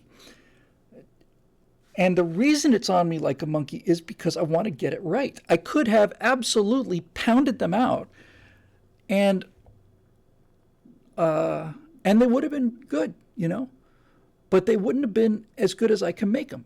And that's the kind of, it's not a question of perfectionism.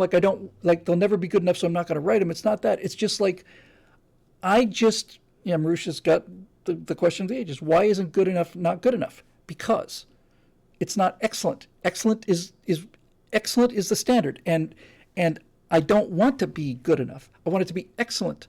I want it to be as good as it can get. I want it to be my best work, always.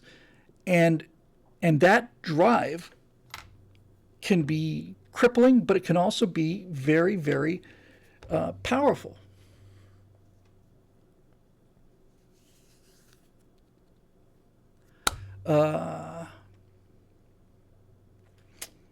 Eric Blake told a good news, bad news joke, which man goes to a doctor joke, which reminds me of my favorite man goes to a doctor joke, and here it is. Man goes to a doctor, and the doctor sits him down and says, Mr. Johnson, I've got some good news and I've got some bad news. And as always, Mr. Johnson says, well, give me the bad news first. So the doctor says, well, we've run a series of tests, and it looks like you have brain cancer. It's metastasized in such a way that it's inoperable. We can slow it down a little with chemo or radiation, but it's terminal, and there's nothing we can do about it. And the guy starts to cry, and he says, how long have I got? He says, 2 to 3 months. Oh my God. Just weeping and sobbing. He says, oh my God, what's the good news? So the doctor said, well, when you came in, did you see the receptionist, our receptionist? Yeah. Well, her name is Kathy, and as you could see, she's really beautiful and really well built, and just an astonishing lady. And I said, yeah, what's the good news? And the doctor says, I'm banging her.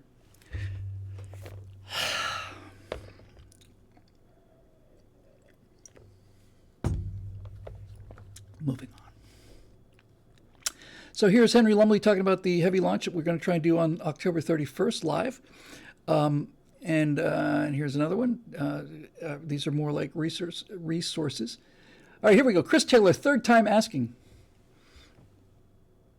All right, and it's a long one. It's got bolded letters, and so here we go. Let's see.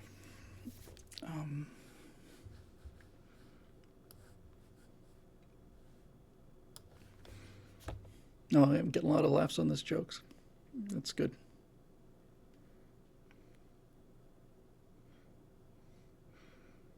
Also, I'll tell you my favorite joke. I'm quite sure this is my favorite joke because people say you can never remember jokes, and it's true because when you start laughing, it actually does something to your memory.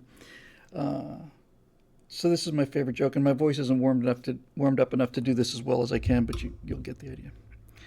So so this it was a crap joke. So this young Catholic priest finally gets a position at a small church in backwoods of Ireland. I mean, he's way out there, way out there. And it's his first day with his congregation, and he's been in the town for most of the week, and he's heard stories about stuff, and he gets there and he's being really well received. He's looking out at this small congregation of Irish farmers and country people and stuff, and he says, "Now, beloved, it's come to my attention from talking to people in the town that there seems to be a little bit of, I don't know, let's call it superstition, maybe witchcraft out there. It's completely unbiblical. We need to get to the bottom of it. It has been made known to me that a number of people in this village believe that they've seen a ghost. How many of you out there in the congregation, how many of you out there have claimed to have seen a ghost? Raise your hand." And like half of the people in the room raise their hand. This isn't Christianity, This is black magic. It's superstition. There's no such thing as ghosts. When you die, you go to heaven. You don't walk around the earth as a ghost. It's positively Druidism. I have had people tell me that some of you in this town actually have spoken to a ghost. Raise your hand if you're one of those people who believes that he's actually had a conversation with a ghost. And 3 people raise their hand, and now the guy's getting really cranked. He's really upset. I didn't want to say this. I really didn't. But I suppose we need to address it on account of all these hands that are going up. I've been told in confidence, but nevertheless, I think it needs to be talked about that one of you out there, some of you at least, claim to have had sex with a ghost. Raise your hand if you actually believe that you've had sex with a ghost. And there's silence, and everybody's shocked and quiet, and in the back of the room this one guy kind of raises his hand and he says, "Mr. O'Malley, do you actually believe, are you actually telling me that you believe that you've had sex with a ghost?" And the O'Malley goes, oh, begging your pardon, Father, I thought you said goat."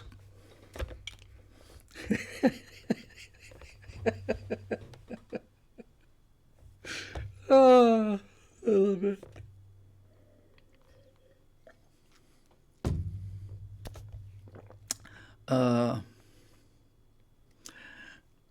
Tommy Dreesen was a comedian who opened up for Frank Sinatra. You may have heard of Frank Sinatra.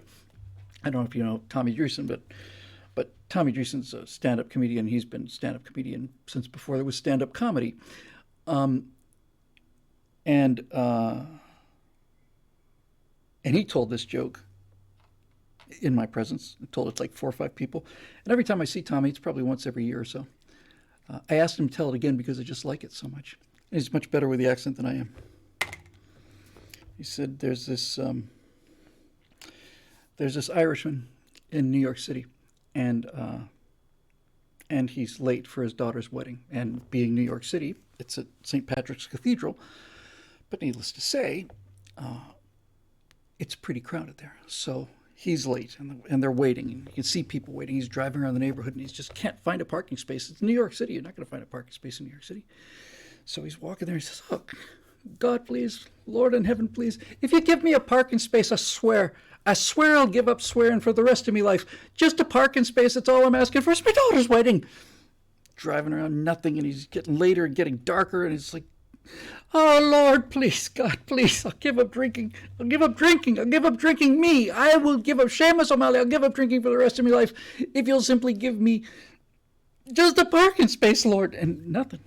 So now everybody's filing into the church. You can see tears kind of streaming down the face of his daughter. And he's like, Lord, I'll give up drinking. I'll give up swearing. I'll give up fooling around. I'll give up chasing skirts. I'll give up all of this. All I'm asking you once, just once, please, Lord, please, God, please. Could I please have just a parking space? And as he's coming around the corner, it's been a cloudy day, and there's like a gap in the clouds, and this beam of sunlight comes down, and this tour bus, which is parked right in front of St. Patrick's Cathedral, gets up and moves out. It's just right in front of him. There's not only one parking space, it's just 3 parking spaces. Enormous, enormous thing. And the guy looks in, and he says, oh, never mind, Father, I got one. I found one. Kind of blew the punchline. Never mind, God, I found one.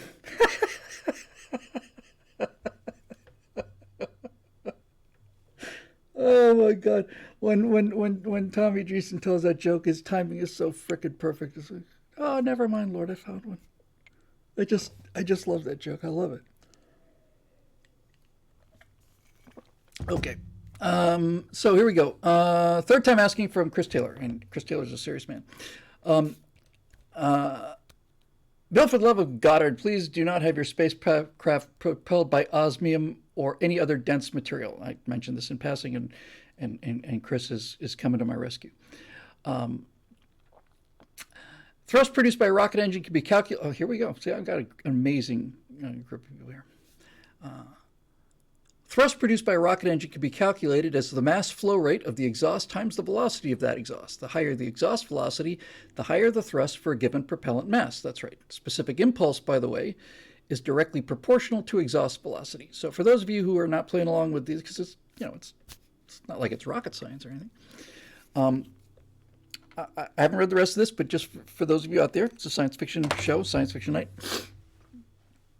From an operational point of view, a rocket engine, or any other kind of drive really, but for the sake of it, we'll say a rocket engine, including nuclear rockets, whatever the case may be. There are 2 things that people get confused. One of them is thrust. Thrust is how much, delta V, thrust is how much push can you give something, right? It's not even delta V. Thrust is essentially how much force can I put on this. You need a lot of thrust on the bottom stage of the Saturn V because you've got all this weight to move, and you're right down at the bottom of the gravity field. Once you get out into interstellar space, just a tiny amount of thrust will make a big difference in your change of velocity. So thrust is essentially brute force throughput. Specific impulse is a question of how much how do I want to put this? Specific impulse is a question of how much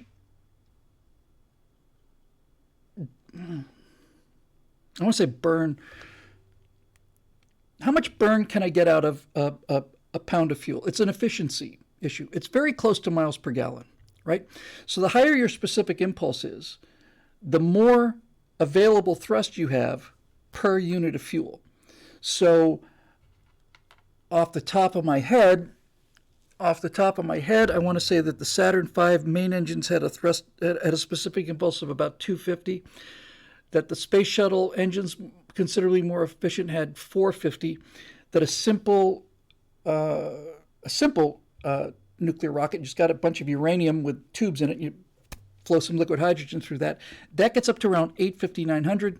Then you get into things like a gas core nuclear reactor, where uranium is so densely packed that it's so hot that it would melt the metal, so it's kept inside a magnetic field. Now, if you take that same unit, a gallon of liquid hydrogen, and you pass it through that, you get more energetic reaction, because the hotter that reaction pile is, the nuclear pile is, the hotter it is, the more energy you're going to get out of that same little piece of liquid hydrogen coming out the back, right? So a chemical engine can get Saturn V engines get hot enough to get you a specific impulse of 250. A really efficient one will get you like 450. You're not going to get much past that. I don't know what the specific impulse is on the engines that SpaceX is using, but it's not going to be much higher than 450, 500, because that's about as, because chemicals can only get that hot, right? A chemical reaction can only get so hot. That's about as hot as it can get, and so that's your limit. You have to carry this much fuel because this is how much thrust you get from a chemical reaction. Now, when you bring in nuclear, you can make things much hotter, and that means that that pound of propellant mass expands more energetically. The hotter you make it, the more energetic the expansion is, the more thrust you get per unit fuel. That's what specific impulse is. So that's the essence of this question. Now, I saw some. I'm going to read the rest because there's a lot of it out there. But when I was looking at something I really liked, it was a science fiction book on aliens, and it talked about the drive that the Sulaku had, and it was using like finely ground diamonds. That it had enough energy, and so what it wanted something really dense so that you could basically pack as much expansion into one space as possible. I mentioned this a couple of months ago or whatever, and Chris has been trying to get me straightened out about this for quite a long time. Air Techie says, like ion drives have low thrust but high impulse. That's right. Ion drives are very efficient because they don't even use they don't use fuel as we understand it. They send out they're an electric engine, puts out these ions, and it is like, it's like the total thrust is about the equivalent of the weight of a paper on your hand, like a piece of printing paper. What that weighs, that's how much thrust it's putting out there.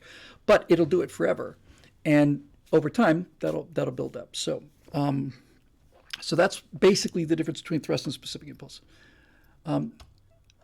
So back to Chris. The higher the exhaust velocity, the higher the thrust for a given propellant mass. Right, that's right. The hotter the thing is, the more energetic the explosion, the higher the exhaust velocity, the more thrust you get per unit of fuel. And it's not even fuel, by the way. In the case of a nuclear rocket, technically speaking, the fuel is the uranium. What we're really talking about is reaction mass, and that's why I went with osmium, because osmium is the densest element I could find. I thought the densest reaction mass is what we want. It's not really a fuel. All right, so even without the equation, you can probably see in your imagination that at a given maximum engine temperature, a lighter molecule has a higher velocity. Yes.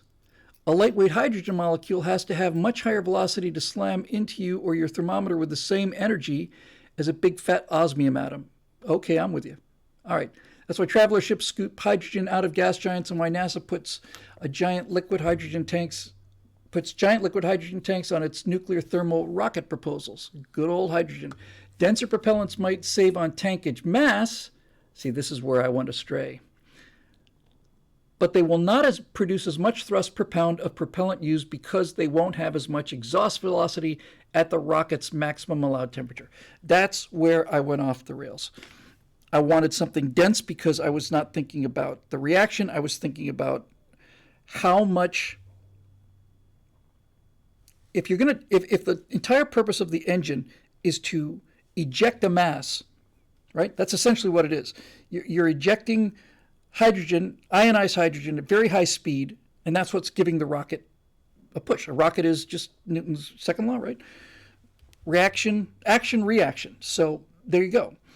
I thought that you would want to chuck as much mass out the back end as you possibly could if you could get it hot enough, and that was an engineering problem, but apparently I've got that wrong. Now, if you wanted to have something a little exotic, you could have a variable specific impulse. What's that? There's a sci-fi rocket design based on reality.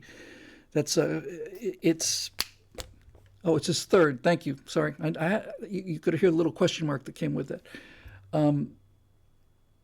There's a nuclear rocket design that's essentially scalable. It does one thing and then you can kind of kick it up into something else. All right. If you want to have something a little exotic, you could have a variable specific impulse, variable thrust engine that paired a nuclear rocket optimized for very high specific impulse but at relatively low thrust with a chemical rocket afterburner and oxygen or fluorine tanks to give bursts of very high thrust at horrible efficiency for emergency maneuvering.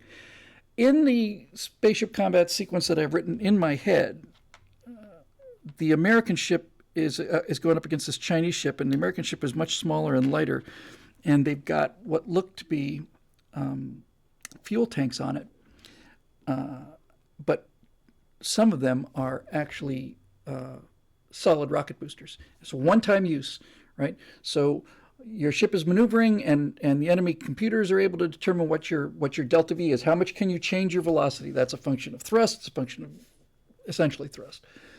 So I got the scene where these guys come barreling in to get into range with this, with this ballistic weapon, and they get in close enough and they fire this blast, and then they light these solid rocket boosters, and all of a sudden this thing gets this vector that's just insane and unpredictable because it's only used one time at the last minute. They know how much we can maneuver. Now we're going to have to try and get out of their field of fire. Well, we light these SRBs and off we go. That was kind of a cool reveal. All right. Skip this unless you want the math. The exhaust velocity for a nuclear, I won't understand it, but it sounds cool. Hey, thank you very much, CSR Battery, and hello, New Mexico. Skip this unless you want the math. The exhaust velocity for a nuclear thermal rocket of a given maximum temperature, Tmax, is the square root of Tmax times Ru times C, parentheses, over M. Ru is the universal gas constant. C is the specific heat constant. Duh. The important thing is the little m, which is the propellant molecular weight. Everything gets divided by propellant molecular weight, so the lower the value it is, the better. The lowest value molecular weight substance you can get without going into exotic matter is hydrogen. I mean, duh, yeah. I see. So I made a mistake, obviously. I mean, I think I probably, instead of Tmax times Ru times C over M, I probably did Tmax times Ru times M over C. It was a simple mistake, and anybody could have made it. I love this stuff. I love having people that know this stuff. This is how you make great fiction, by knowing what the truth of it is. And when you're talking about science fiction, the more you know your physics, the better you like it. I actually just threw it out there. I got it wrong on purpose just to see, who would catch it. So my question is, in bold, would you want the typical spacecraft in your story to be propelled by an atomic fission pile or by an atomic fusion reactor? The fine control of magnetism you propose for artificial gravity and iron filing shields suggests magnetic containment fusion. Yes, I think we have advanced magnetic technology by this point. Fusion rockets shouldn't have osmium propellant either for the same reason. Also, their exhaust gas is probably your fusion end product. By the nature of fusion, that would have to be denser than hydrogen, but would likely be helium on fairly low molecular weight too. And then here's a citation. Awesome. All right, so fortunately, at the beginning of this little adventure, I mentioned the problem. The hotter you can make something, the more energetic the expansion will be of either hydrogen or methane or water or osmium, whatever it is. The hotter it is, the more violent the expansion, the more thrust that per unit of fuel uses. Now, my feeling is that for virtually every ship that we'll see in this thing, it would be probably a fission reaction, a uranium reaction for most vessels, and probably fusion reaction for military vessels, the logic being that the fusion reaction is not only more expensive, it's more difficult to maintain. There's a lot of ships out there on the ocean right now, but the only ones that have nuclear reactors are nuclear subs and nuclear aircraft carriers. So the military would go with a fusion type rocket because the fusion could get hotter than the fission could, much hotter. Then I said to myself, except for one thing, and that would be things like the Armstrong, which are slower than light ships, right? Slower than light ships that have to go from here to there to explore the system and maybe to build the various gates on the way. In that case, you want to get to the highest speed you can as quickly as possible. And this is where places like, I've heard this many times, but the Expanse, for example. So the Expanse would say, all right, what we're going to do, and this was, they did this just as a way to, it's like Roddenberry with the transporter. They can't have zero G. They've got to have gravity because they're shooting it on Earth. So I came up with a nice explanation, which I thought was pretty cool, scientifically correct. And the idea is that you'll burn at 1 G until the midpoint. So you get up as fast as you can to the midpoint, and then you turn it around, and then you decelerate at 1 G until you get to the destination. That's great if you want constant artificial gravity, but if you think about it, if you start out at 0, and then for the sake of the argument, at midpoint you're doing 50% of the speed of light, then anywhere between 0 and 50% of the speed of light is less than 50% of the speed of light. You're constantly accelerating up to that. And if you make the halfway point where you stop, that's not a great way to do things. Ideally, what you'd want is assuming that your crew could take 2,000 Gs or whatever. Ideally, what you'd want a rocket that had enough thrust to get you right up to 50% of the speed of light as fast as possible. Then you have to shut it down because you need the fuel to slow down on the other end. But it means that for the length of the journey, you're not constantly accelerating and then decelerating. Instead of it looking like a bell curve, it's like a square. We get going as fast as we can, then we make the trip at very high speed, and then we slow down as fast as we can. So I was thinking that for that kind of ship, for an interstellar sublight ship, they would have antimatter drives, because antimatter gets even hotter than fusion. Antimatter drives, I thought you'd want the density for the reaction. Wrong about that, apparently. But the antimatter would be unbelievably expensive. So look, antimatter doesn't exist in the universe. It's kind of an interesting subset to know that astrophysics isn't really sure why, but apparently after the Big Bang, there was matter and antimatter in more or less equal quantities, but somehow one of them got to be a little bit more than the other one. And so when matter and antimatter come together, it's complete annihilation and produces unimaginable amounts of energy, which is why the Enterprise is an antimatter reactor. So antimatter doesn't exist. And if you were to suddenly be able to open up you couldn't even put one in a bag. A matter wand. That's well put, Lord Bios. That's exactly right. Matter wand. Now, antimatter can be described as matter moving backwards in time. A positron is an electron moving backwards in time. The math works the same way. So in any event, there is something opposite to the way this universe is built. And if I put a grain of rice of matter together with a grain of rice of antimatter, it's going to release unbelievable amounts of energy. Just unimaginable amounts of energy. So far so good. So the question is, number one, how do you make this thing? And number two, what do you put it in? If you put it in a bottle, it's going to react with the bottle and explode. If you put it in air, it's going to react with the air and explode. The only thing you can do is keep it in a vacuum that's maintained by a magnetic field so that the antimatter is not touching anything. There's no air in there, and it's not touching a surface. That's the only way that you can keep this antimatter. Because if it touches anything, right? So you've got this thing floating in this magnetic field, and then you shoot some fuel at it, and the fuel hits the antimatter and reacts. Out the back it goes. And presumably you would destroy antimatter. I don't know what the conversion rate would be. Think about that. In any event, Air Techie's got the problem. You'd have to have the means to produce and contain the antimatter. It's a very expensive solution. Yes, this would be incredibly expensive.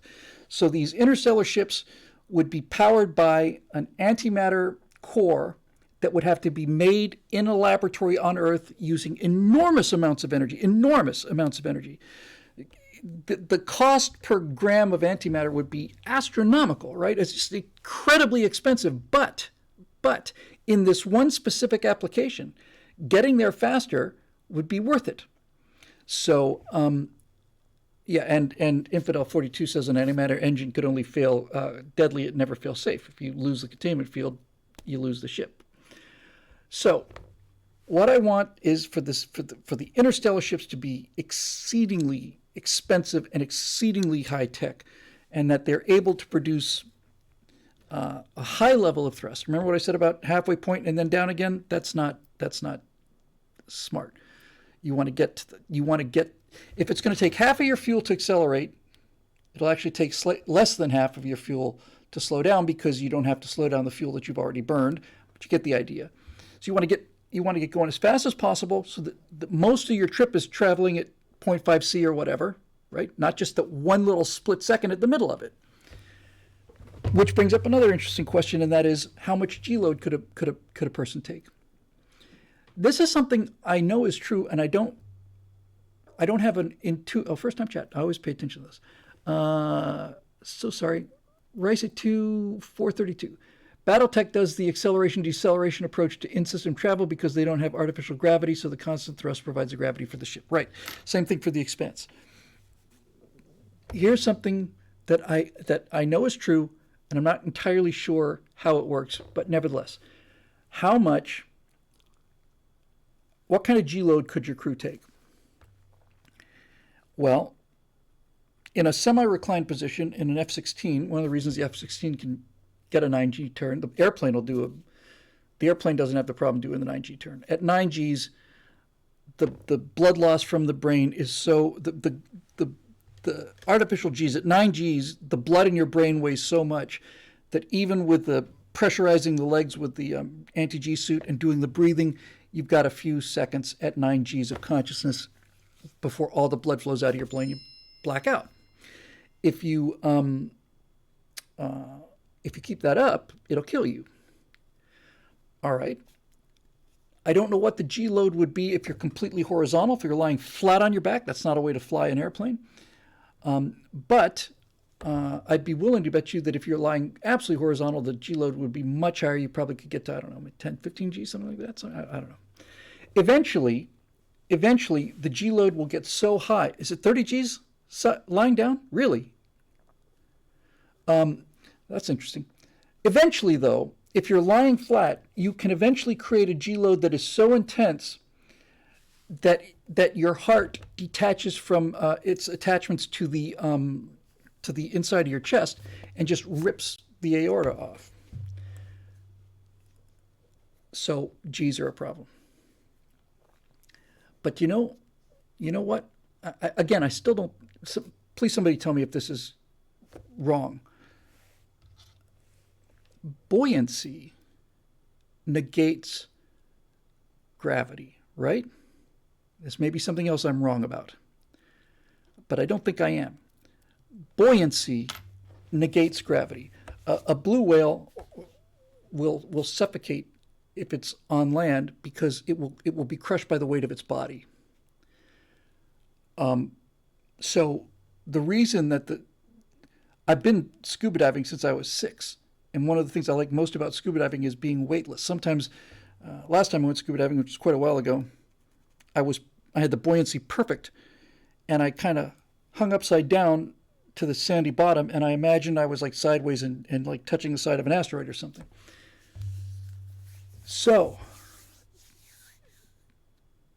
does immersion, complete immersion, assuming you had, air coming to you, does complete immersion in liquid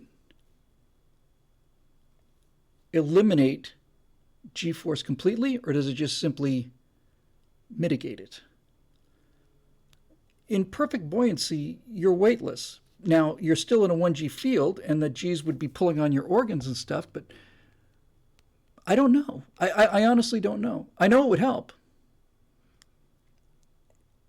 It's an illusion of weightlessness. The internal organs still have limits to the number of G's it takes, so it mitigates it. All right, it mitigates it. So I would have my crew, if they're going to do a high G maneuver, in the Expanse, they do something. The fluid's under acceleration, which increases the pressure. Yes. That's right. Okay, so if you increase the pressure, let's say you're fully immersed in a fluid, right?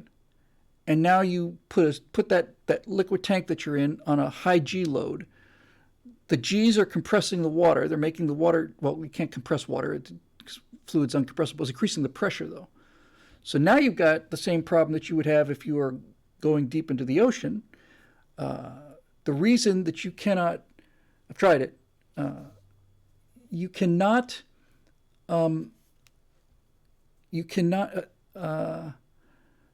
if you take a straw, like a relatively thick straw, and you go this far under the water and try and breathe, I'm not talking about snorkeling. I'm talking about being about that deep below the water.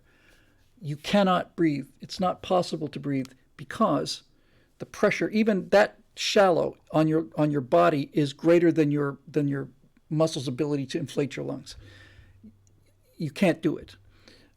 Scuba is brilliant. Jacques Cousteau invented it. Self-contained underwater breathing apparatus is brilliant because it uses a valve that senses the pressure around it, and then using the pressurized air in the tank will administer a pressure into your lungs that is constantly changing based on the outside pressure. So when you're on the surface or near or if you're standing on the surface, essentially you're getting air out of the scuba tank at essentially 1 atmosphere.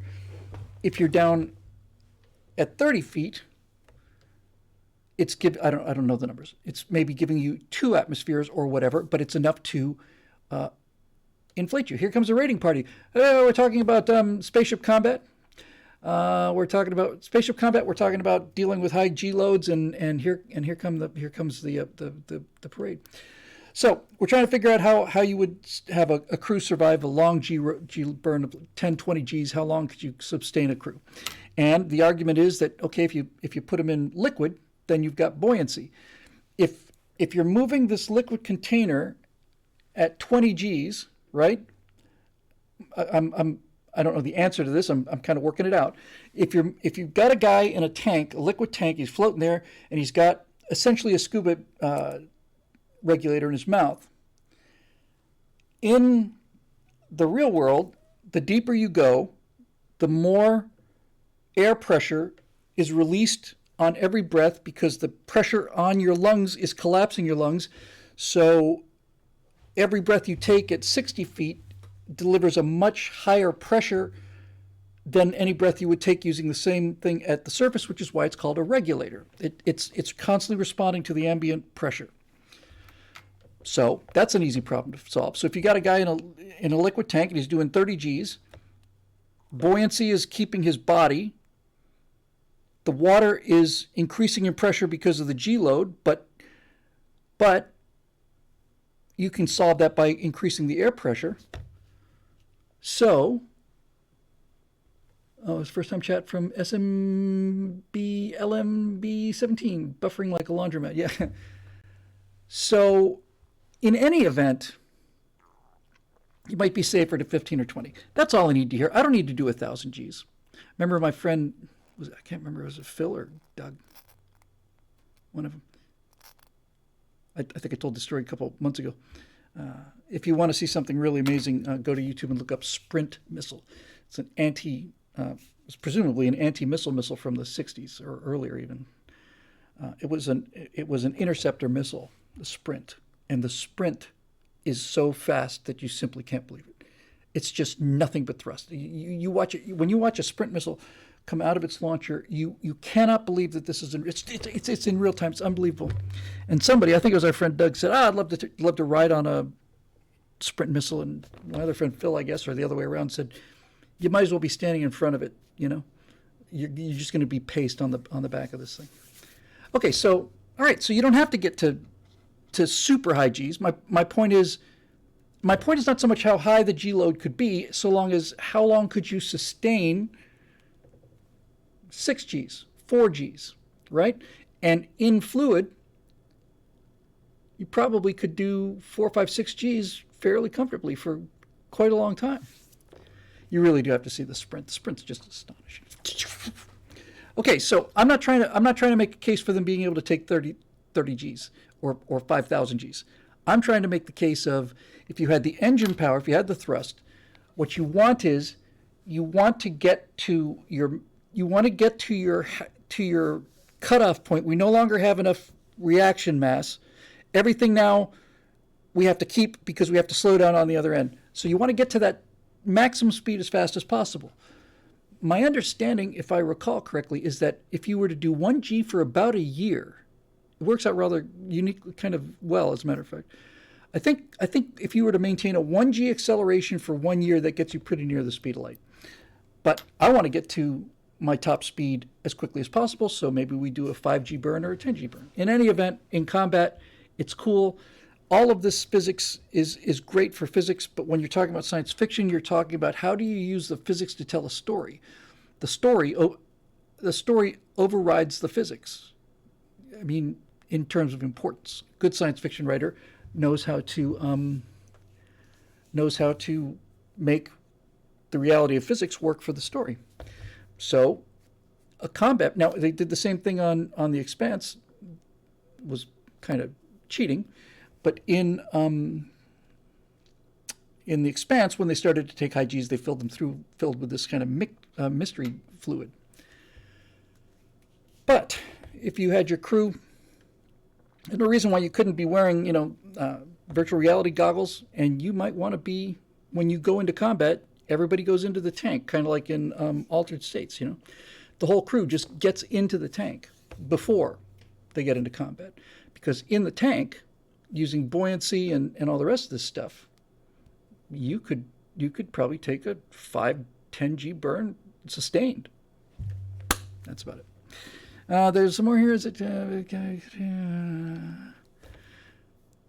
Answered that. Yes, got it all. Okay, thank you very much, Chris, and thanks for coming back to that 3 times. I really appreciate it. That was really kind of fun. I guess we're obviously not getting to Facebook. Let's see what we got here. And we got another one from Chris. We got Cody Fett. We got George Freeland, Andrew Allen, Marusha again, Henry Lumley.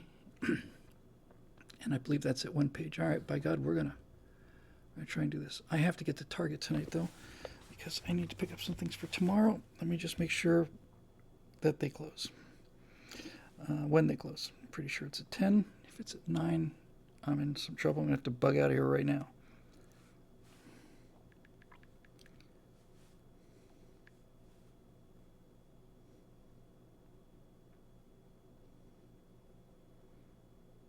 Closes at 10. All right, I'm good. Okay. So, spectacles back on. Here comes Chris again. That idiot. Regarding possible countermeasures to attack iron filing shielded ships, we were talking about that too. There's no such thing as a force field, but there is a magnetic field. And if you could put iron filings into a magnetic field, you would have a form of armor, I would think. Multiple simultaneous attacks from different directions would force the defending ship to split up its shielding mass. Missiles that split away from the main ship and fire nuclear explosion-pumped terawatt X-rays, similar to the American JFK ship tactics in Traveler 2300. Wow. And oddly, a proposal from Reagan's old SDI program. I remember that. Pumped X-ray lasers. Or nuclear explosion-powered shape-charged plasma jets. My God, this is fun. Kasaba howitzers, also from SDI work. Kasaba howitzers. Combined with an even larger number of decoy warheads might be a weapon well suited to that. No specific question, just wanted to jumpstart you on speculating on the ship combat some more. We're going to have a lot of fun working this out when the time for it really comes, because we'll get it right. And you know what? The more you know about the physics, the weirder things get, the more esoteric things become. And when the physics gets complex enough, you leave behind the lazy writers. That doesn't mean that they won't be writing shows. It just means that they was that line from Wanda the Fish? Fish Called Wanda? Kevin Kline says, but does an ape read philosophy? And she says, yes, it reads philosophy, it just doesn't understand it.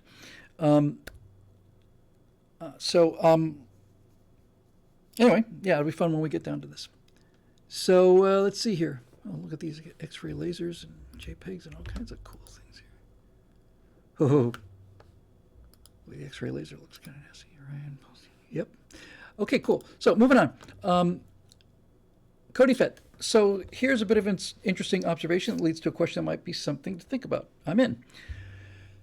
Over the last 2 years, I've become a big fan of the Fire Emblem series, and I've never heard of it. And if you want to know what that is, then you'll have to look it up yourself. All that you need to know for the purposes of this question is that the 16th entry in the series, Three Houses, featured a branching storyline with 4 possible routes. The really fascinating thing about this in regards to its fandom is just how much the long-term opinions of the vast majority of people on the characters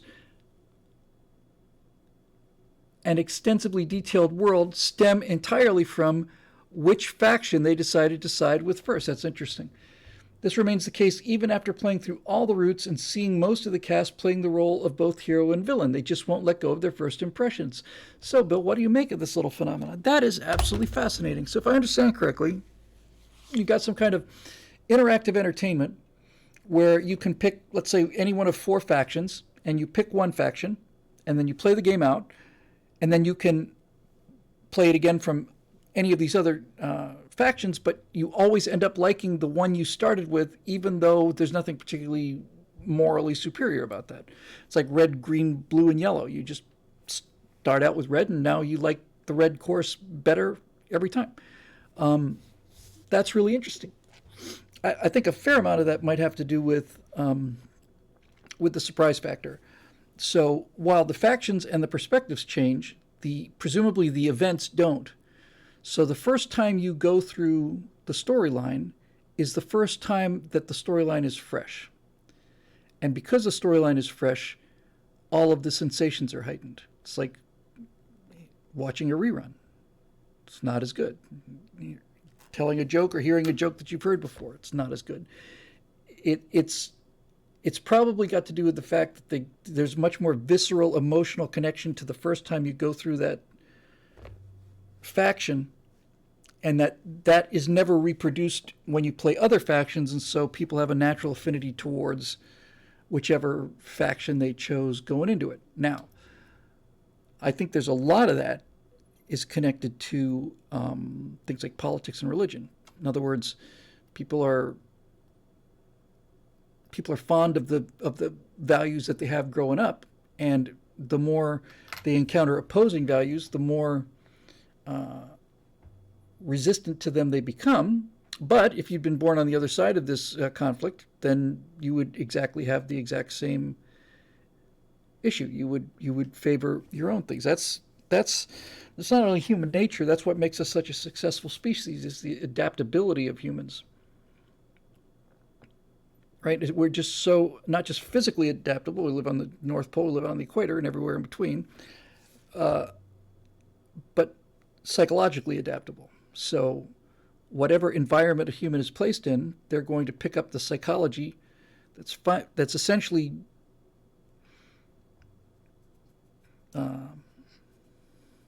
condensed out of the environment, and so that's what you stay with.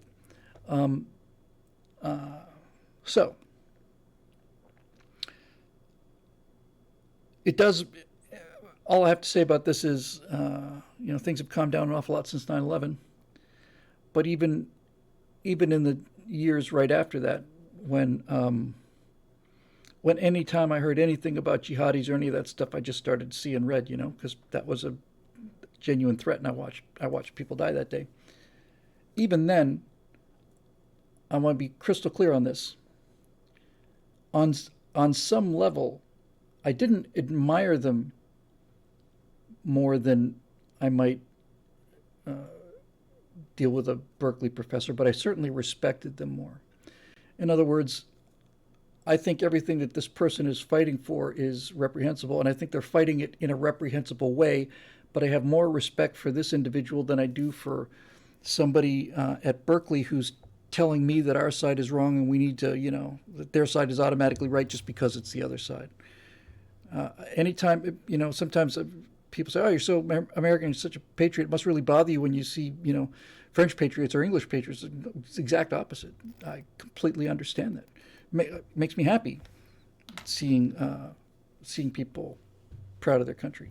I don't have a bad reaction to that at all. I like people who are not patriotic.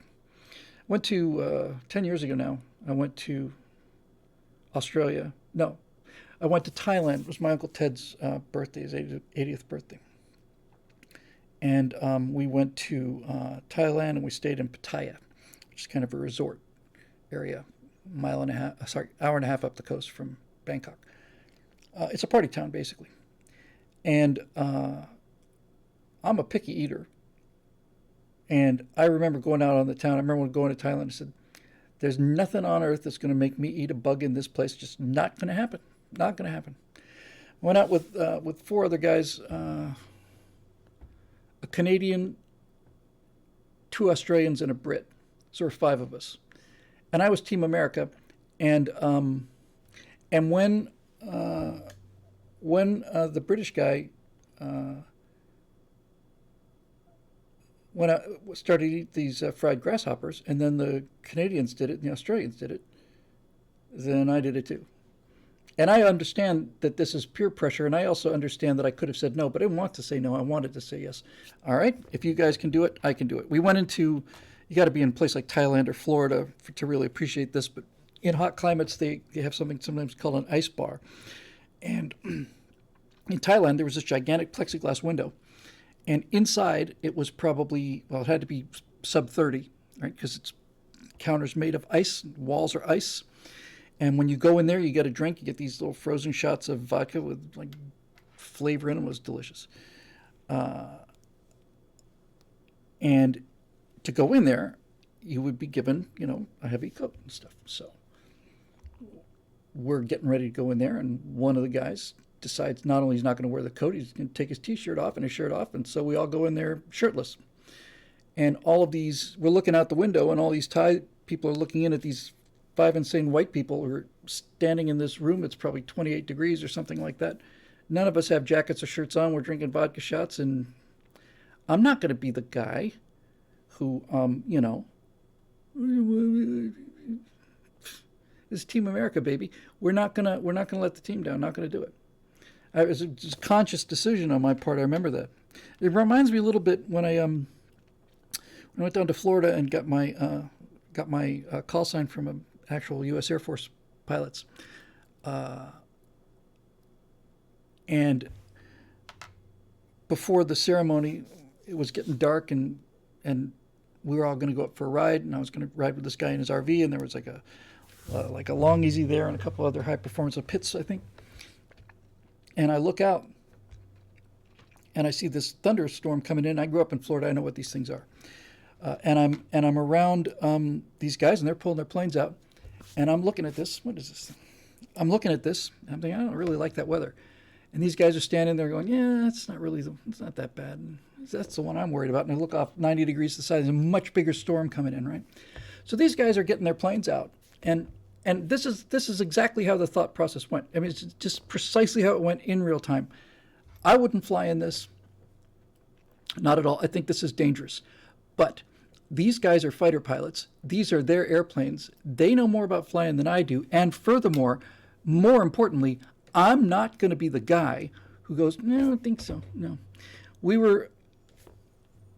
The airspace for this field was underneath the Class Bravo airspace for Tampa. So there was a ceiling. I want to say it was 1,200 feet above sea level. That sounds about right. So you had to fly low because you couldn't go any higher, or else you get into airspace that you couldn't go into. So I go up with these guys, and we're flying, I taking off, and I look off my right wing, and there's a guy who's this far away from our wing, perfect formation. These guys are perfect formation. They kind of split up, and this one guy says, fights on, and next thing you know, we're like rolling after this guy. And I'm having the time of my life. We're pulling like 4, 5, 6G turns and just staying on top of each other. And then the guy I was flying with dives for some airspeed and got down to, 200 feet, something like that. Dives for some airspeed, comes back hard into a loop. The top of the loop had to be below the bottom of that airspace, so 1,200 feet or less. And as we're coming out of this loop, I see the surface of the water coming like this. And there was about a two second period there where I said, we're not coming out of this. We're just not going to come out of it. And I was totally okay with that. I really genuinely was. And that's not bravado. I've been more than honest about things that freak me out and scare me and stuff. I remember thinking, I remember thinking, it's not a bad way to go, and and uh, and I would rather go into the water than, which means go into the water hard enough to kill yourself. I'd rather do that than be the guy who's like saying, "Oh my God, I don't think it's safe." I just wasn't going to be that guy. Honestly, there are worse things than death, and being a wussy in front of people who you admire is one of them. I just I was completely okay with it. All right. Now I wasn't married then, but would have done it anyway, I think. So that was it. Let's see. We got a 1, 2, 3, 4. I don't know if I'm going to define these.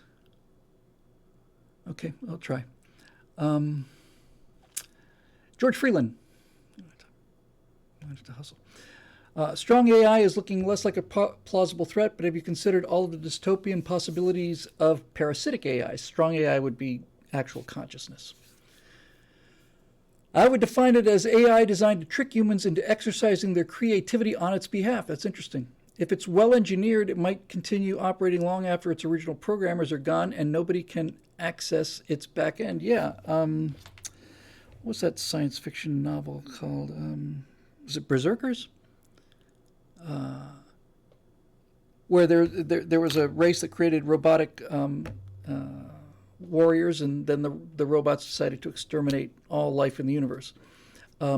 So, okay, that was cool.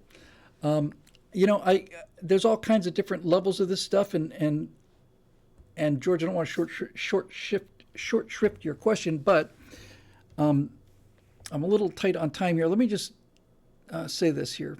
I did have a thought about this. I'm just trying to remember what it was. Oh, I remember.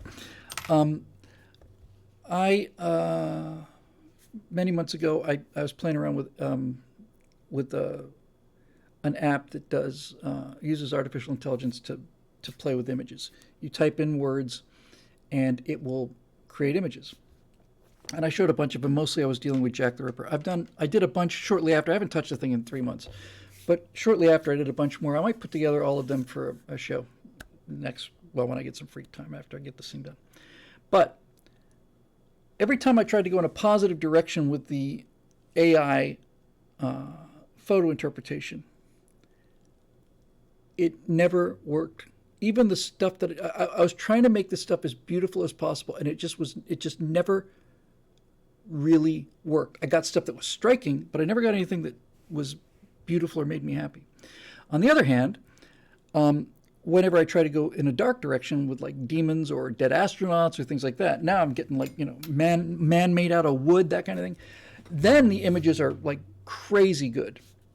And I realized that the reason that the bad images always come out so much more powerful than the good images is because the nature of AI intelligence is so unhuman that it's disturbing no matter what the subject matter is. In other words, when you see what the AI is doing, it is so completely alien to any kind of human thinking, any kind of human artwork, that there's something uncanny and spooky and eerie and disturbing. That's the word I'm looking for. Disturbing, no matter what the image is. So if you try to do something about angels in heaven, you're going to have a disturbing picture of angels in heaven. On the other hand, you try to do a disturbing picture of Jack the Ripper or Cthulhu, you're going to get really great stuff. And that's what I have to say about these guys who say, "Oh, AI is going to be fine. They're just going to be our servants, and they'll do everything we tell them to, and we'll tell them not to hurt us or kill us and stuff." When you got something that's so simple, as relatively simple as this, and you see, not that it's horrific, just how not inhuman, how unhuman it is. It is not us or anything like us. It's not even like a chimp or something. It is completely alien, and it is it's not pretty. It's not weird. It's real. I mean, it's not fun. It's pretty weird. Andrew Allen, with Get Woke, Go Broke looking truer by the day, and with rumors going around about studios turning away from woke to mass appeal entertainment, according to your friend Doomcock, future ruler of Earth, who, by the way, said on the way in, I was listening to him talking about a movie called Werewolf by Night, I think it was called. Little independent film that's just made 90 million views or something, and I think Rings of Power was getting maybe 100,000 or something like that in final seasons. And Doomcock was just raving about it. By the way, I don't know if anybody, I should have asked this question earlier. I don't know if CP Tomes is still here. Does anybody happen to know if Doomcock had any kind of falling out with either Gary or Drinker or both or anything? I'm just kind of curious. I feel the same way about Republicans. It's like, we don't have enough problems. We don't have enough enemies to fight. I just love the guy. And I don't know. I haven't seen him on other shows the way that I've seen some other people on other shows. In any event, I just hail Doomcock. I just worship the guy. All right. So my question is, how long is the pipeline? If, say, the House of Mouse had a revelation today and wanted to shed the woke entirely, how much time must elapse before we see the difference? How much woke is still in the pipeline that the studios are stuck with that still comes out even if the studio knows it is She-Hulk level trash? Hollywood can't turn on a dime, but how long does it take to turn on the ship? At this point, a studio is going to hit the iceberg and literally go broke because they can't turn fast enough?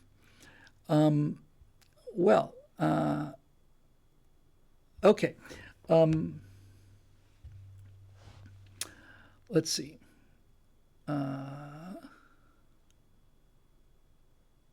Well, that's sad. All right, so the short answer would be 2 to 3 years. Generally speaking, once a project gets greenlit, you can pretty much think that 2 to 3 years to get it to the screen.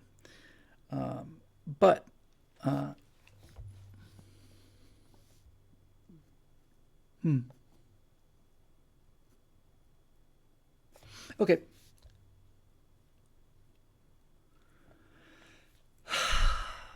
That's just, I'm just hearing about this. I talked about the drinker stuff at the beginning of the show. This is the same thing with the political stuff. It's like, you disagree with me, so you're dead to me. I just don't get it. I really don't get it. Anyway, that's a shame. Because I admire all three of them very much, but the only one I really know is Doomcock, and I think he's a terrific guy. I mean, he would be if he wasn't so evil, but you get the idea. All right, so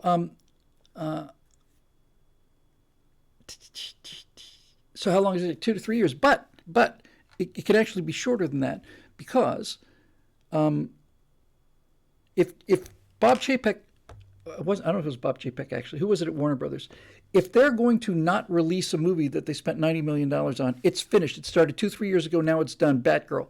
We're not only not going to release it, we're going to destroy it. We're going to destroy the evidence, right? We're going to chop it off. The woke is so bad and so dangerous and so damaging to the brand that we have got a project that started 3 years ago and we've spent every single dime on it. There's nothing left to spend on it. Now it just goes out and makes money, but we're going to bury that thing. That's how dangerous it is.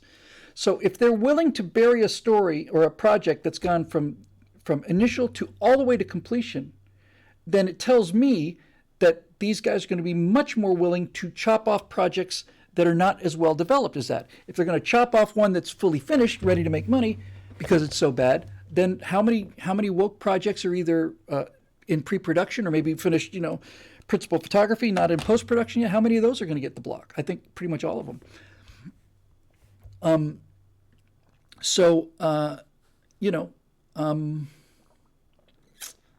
That's what I think the answer is. So presumably maybe closer to a year or two. All right, I really gotta get going through these last two here.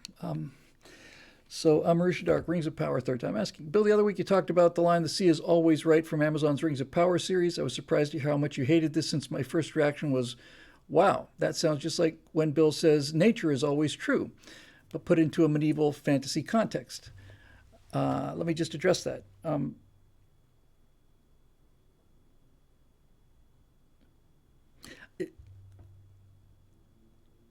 When I say nature is always true, what I mean is that nature will behave as nature does. The sea is always right has a kind of a moral judgment to it. Kind of a, if he had said that if he had said the sea will always win,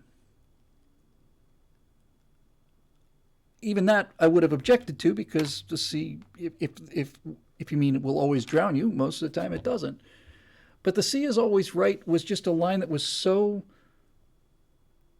perfect parroting of the kind of thing that that Tolkien would write. It parrots the sound of Tolkien, and that's all that Rings of Power is. It's parroting. It sounds like something he would say. I get your point. It could have been dressed up to sound more Tolkien-esque, but I would have thought you'd be happier to see a deeply conservative line like that injected into pop culture. Is that just lipstick on a pig? There's nothing conservative about the sea is always right. The sea is always right is it's a nonsense sentence. It doesn't make any sense. I mean, if he's saying the sea will always be the sea, well, then say that, but that doesn't really impact it. Look, for him to say this, what they're trying to get at, what these crummy writers are trying to get at is that the sea is more powerful than we are, right? Yeah, John Pershing, you got it. The sea must always be respected. That's an entirely different thing.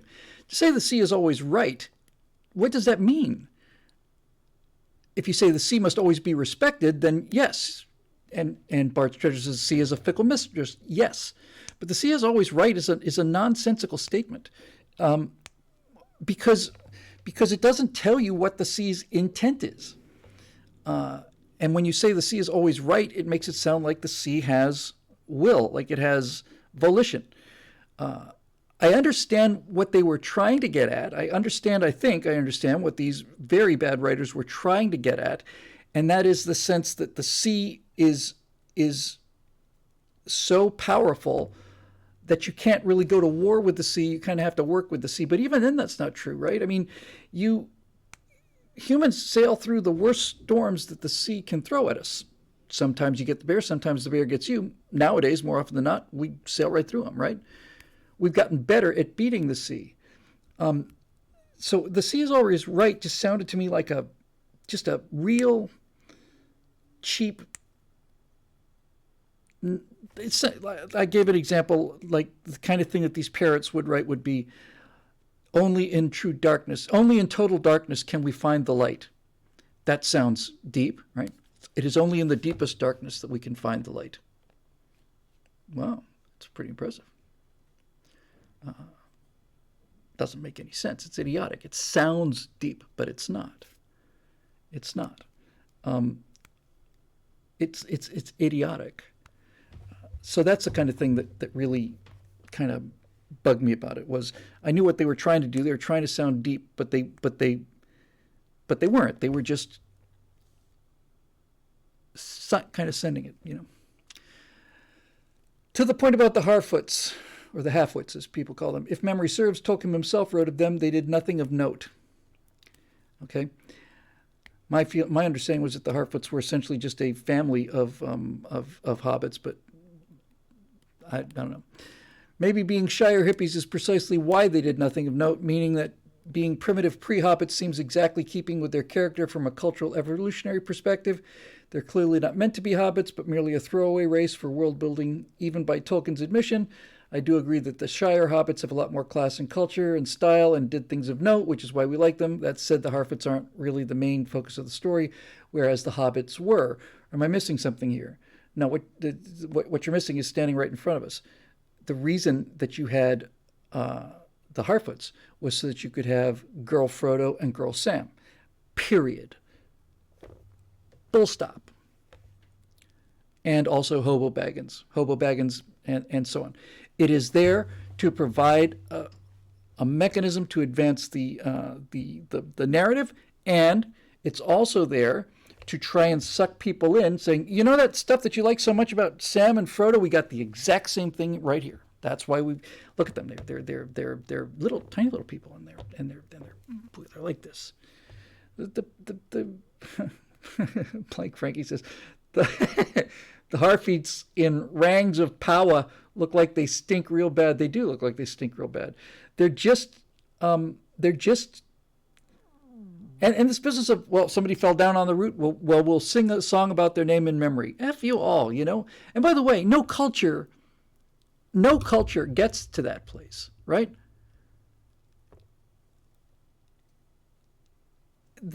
I didn't see it, but here's some things I can tell, right?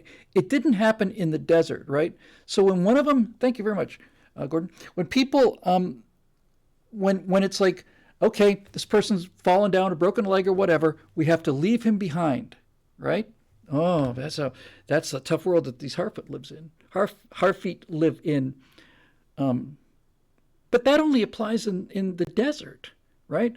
The only time you would leave somebody behind would be in the desert or in the Arctic. And the only time you would do that is if there was no way to get them out. If you were like Mount Everest, great example, right? There have been many cases of people who died on Mount Everest where people were around them but could not get them out. It wasn't a question of they didn't want to, they couldn't. There was no oxygen, there was no way to carry another 200 pounds, including pack, down Mount Everest. It would mean either this person dies or we both die. There is no way out. Now, in that case, you leave people behind. And if you really want to be noble about it, you do it the way that what was the name of it? I forget the guy's name. On Scott's expedition to the South Pole, he's trying to reach the South Pole ahead of Amundsen. Amundsen beat him by a month or something. And on the way back, Scott's team of 5 guys is starving. They're starving. They're running out of energy. They're running out of food. They're really in trouble. And one of these guys is pretty weak, right? He's slowing everybody down. So instead of them saying, hey, tough luck for you, pal, go over there and die, we'll sing about you when we get home, this guy gets up, I want to say his name was George something, gets up and says, I'm just going for a little walk, I'll be right back. And he walks out into the snow and dies, right? He volunteered himself to go out and commit suicide because he realized he was holding the rest of the people down. Now that is noble. It's noble on both sides. Scott wasn't going to leave him. You know, was it Robert Falcon Scott? I know his middle name was Falcon. He wasn't going to leave him, and he wasn't going to say, you have to stay here and die. He was basically saying, look, we're getting out of here together. We're not getting out at all. That's noble. And then for this guy, I want to say George Watkins or something like that. Then for this guy to say, you know what, I'm just going to go out for a walk. And before they can stop him, he's gone into this blizzard. That's noble too. He knew that they would have stayed and died with him. So he decided that the only way to save them was for me to kill myself, because they will stay with me, and I want them to survive. I'm not going to survive. I've got a gammy leg, right? So there you go. So that's a really interesting point. Air Techie's on a roll today. There's a generally accepted idea that the first example of the existence of humanity is the evidence of someone with a broken leg being cared for till the bone healed. Yes, that's it. That's right. That's exactly right. That's when we became human. Right then, right? When we're living in a world of scarce resources and we are willing to go to even scarcer resources. In other words, we've got a limited amount of food, but we're all going to eat less for this to feed this one person who can no longer bring their own food in. This person is socially useless to us. They're not only useless, they're a drain. They're taking up valuable food resources and they're not contributing anything. Therefore, push them off the cliff. And the first time that didn't happen is the first time we became humans, right? And that's what is so. It's not Shackleton. It's not Shackleton, Phil. It's Scott, the Scott expedition. Shackleton was 7, 8, 10 years after Scott, maybe something like that. That's really the essence of humanity. And by the way, having spent so much time headspace in the Soviet Union, the one single most remarkable thing about the Soviet Union, about communism, is how effortlessly they handed out death sentences. The Nazis did nothing like this. There's a problem here? Shoot 400 people. This guy's got a problem? Shoot him, shoot his family. What about this town? There's a rebellion. Shoot 2,000 of them. I want 3,000 people executed in this town. I want 9,000 people executed in that town. This is what happens when you let intellectuals run things, right? It's all theory. There's no human connection at all, none. And the Soviet Union's spendthrift quality of life, yeah, we just kill him. Solves the problem. Stalin said that. One man, one problem. No man, no problem. And you know, there you go. By the way, P7 2017 says someone found Shackleton's camp a while back, including an intact case of scotch that had been locked in ice for over a century. Kind of makes me drool just a little. I am a huge fan of a British. My two favorite comedy duos are Mitchell and Webb and Henry Enfield and Paul Whitehouse. Harry Enfield and Paul Whitehouse. Harry and Paul. We talk a lot about Vectron on the show. It's a Mitchell and Webb sketch called about Vectron. It's a science fiction sketch, and we use it all the time. We think it's hilarious. Hail Vectron. If you really want to have fun, look up Mitchell and Webb Antarctic Survival. This is an iconic story for the British. Is Scott in his tent as they slowly, starve to death. And I won't spoil it for you, but it's genuinely brilliantly funny. Just these two survivors in a tent. Just look for Mitchell and Webb, polar explorers, Antarctic explorers. Two guys in a tent in fur outfits talking about what they're going to do with what's left of their food supplies. It's bloody brilliant. It really is. Absolutely crazy brilliant. Gordon McNally says the Soviets put out propaganda reminding their population that it was illegal to eat their kids. Yeah, that's what they did. They took all of the food out of the peasants, took it to the cities, didn't even leave them seed corn or any kind of seeds. And entire hundreds of villages just simply evaporated. Everybody died. Everybody starved to death.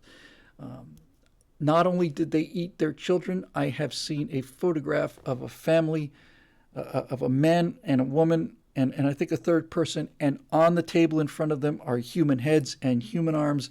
It's not fiction. It's real. Here it is. I will now copy it and put it into the YouTube stream because I love this. This is so, I'm half British, and this to me is the epitome of Swave here. Where did I put that thing? Is it here? Yes. Can't tell you how much I love this sketch. All right. And I got one more to go here.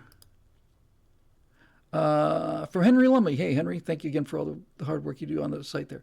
Bill, as a father of a 14-year-old daughter that never once wants to do anything my wife and I ask her to do, would you like me to record just how defiant a teenage daughter can be for you for research on the colony's daughter character? I can tell you, you do not understand how insane it is until it is your daughter. There is nothing like it. You're going to have to find only about 100 different storming off in a huff animations with sound. Yes, I would love examples of that.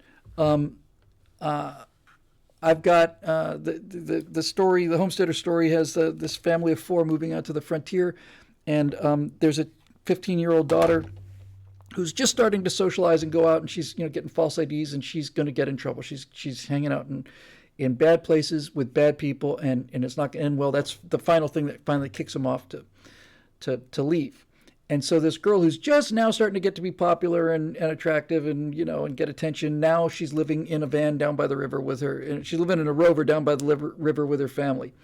And she is miserable the whole time. She's miserable. One of the things I mentioned at the beginning of the show was watching the dad go from being really economically straight, tough in tough economic straits to being a little more comfortable, to being successful, to being rich.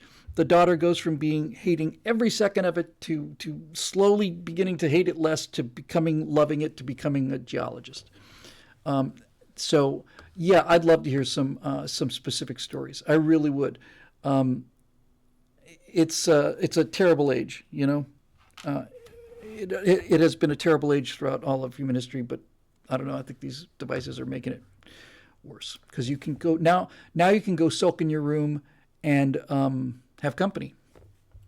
It used to be when you were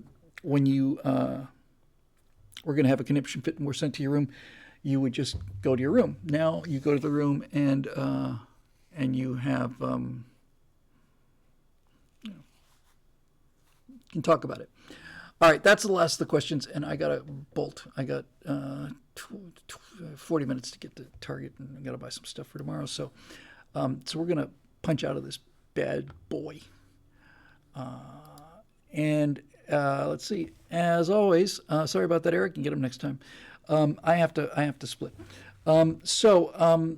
As always, this show is made possible by the members at BillWhittle.com who pay $9.95 a month, or sometimes $19.95, sometimes $49.95 a month to make these shows available to everybody, and to whom we are very, very grateful. Always. And we're Marusha Dark says, go to your room has become a reward, not a punishment. That's exactly right. Anyway, I'm going to go to my room now. And as always, thank you again for the members. Thanks for all of you for being here. It's been really great doing the YouTube stream. We saw 250 people there for a while there, I think, or maybe a little more. So that'll do it. I cannot promise I will be here on either Thursday or next Monday. I'm shooting both of those days. If I get out at a reasonable time, then I will do the shows. If it turns out I'm running till right up until I won't. So I just want to put that out there. This next 7 days are going to be pretty hectic, but we'll do our best. Okay. Anyway, thanks again for joining us. It's good to see everybody, and we'll see you next time on Stratosphere Studio. Hooray!